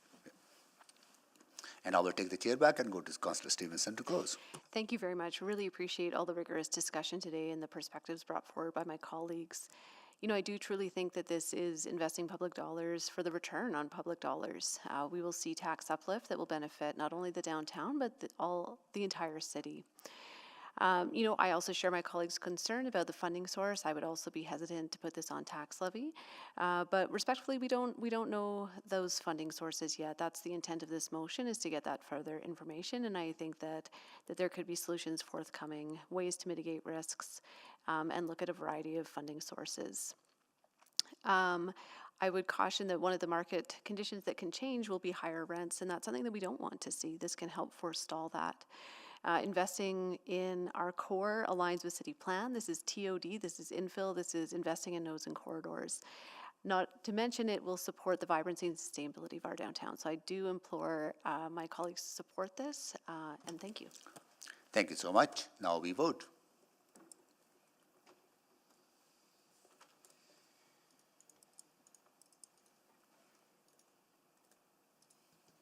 We have all the votes? Display the votes, please. That is defeated. Okay, we are taking Mayor, I believe we have a subsequent motion on this item. on this item? Okay, what is it? Oh, Councilor Cartmel, you have subsequent, please go ahead. Yeah, it's more of a subsequent to the first motion that was presented on these items today, and that's just that, and I'll read it in, that administration provide a report outlining the options, analysis, and engagement with the province to extend the end date and boundaries for the Corchers and Belvedere Community Revitalization levies beyond their current end dates, including a recommendation of new catalyst projects and financial analysis for this extension return to committee. Okay. Really, this is just the same Need motion. a that was- seconder, need a seconder. Oh, sorry. Second. Councilor Stevenson? Okay, Councilor Tank, sorry. Okay, go ahead, sorry. Right. Very simply, if we're going to look at one CRL, let's look at the other two as well, see if we can't juice them up, find a way to get them more viable. Thanks. Good, thank you. So please vote. Sorry, I had to sign off the scribe on my yes. I'm a yes. Thank you, Councillor Paquette and Councillor Knack. Okay, We have all the votes. display the votes, please. That is carried. Any other subsequents? None that we are aware of on this Okay, item. then we will take a recess till tomorrow. I'm sorry? We are very close if you want to wrap up. I have one notice of motion. We Oh, are? and we have Ashley's motion. I know, just hold on, hold on. I am very cautious about extending days, order of the day. I need okay from city manager, and I need okay from clerk. For, say, up to 5:30.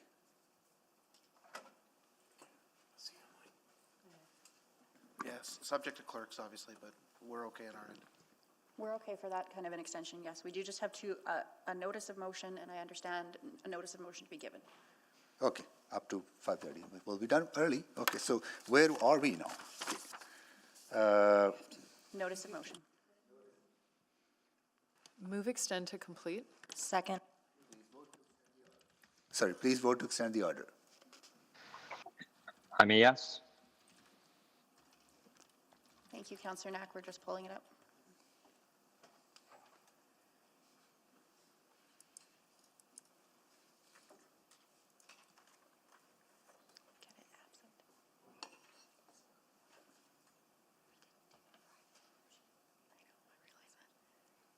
We're waiting for one more vote. Councillor Tang? Oh, sorry. We have all the votes. Display the votes, please. That is carried. So it's motion pending? Yes, Mayor Sohi, and I do apologize. I had mentioned to you earlier that we need to pass two motions just to keep the attachments private for 7.3. Could we move those now just So quickly? moved. Thank you. Okay, please vote. I'm a yes.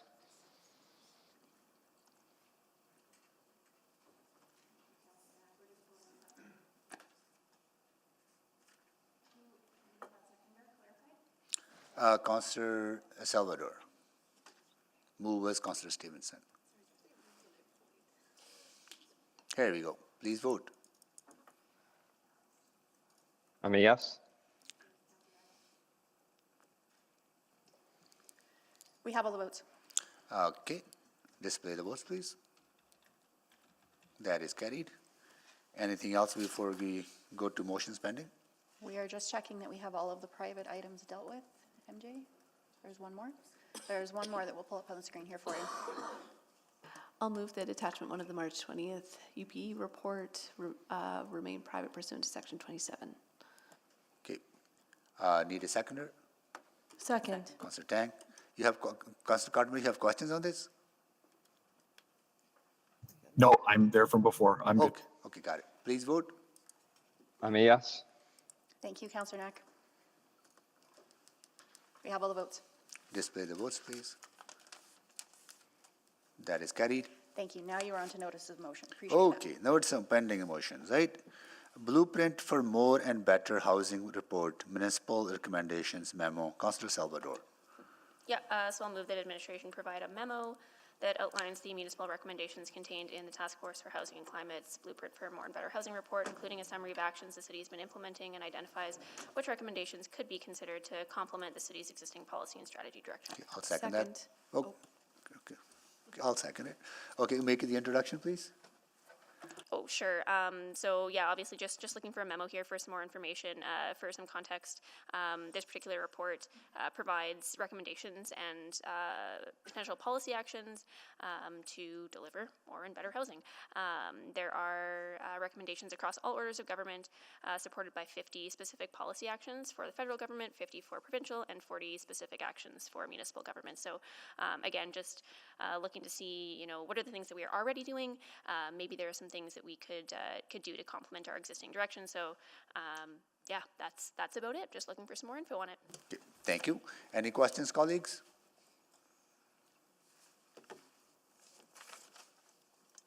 Seeing none, please vote. I'm a yes. Thank you, Councillor Knack. We have all the votes. Display the votes, please. That is carried. Notices of motions and motion without customary notice.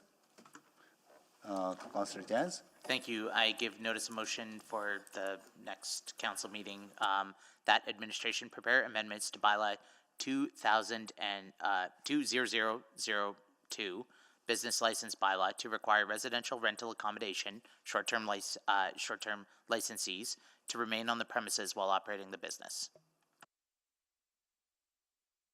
Thank you. Any other notes of motions or motions without customary notice? Seeing none, we are adjourned at 5:08. Thank you, everyone.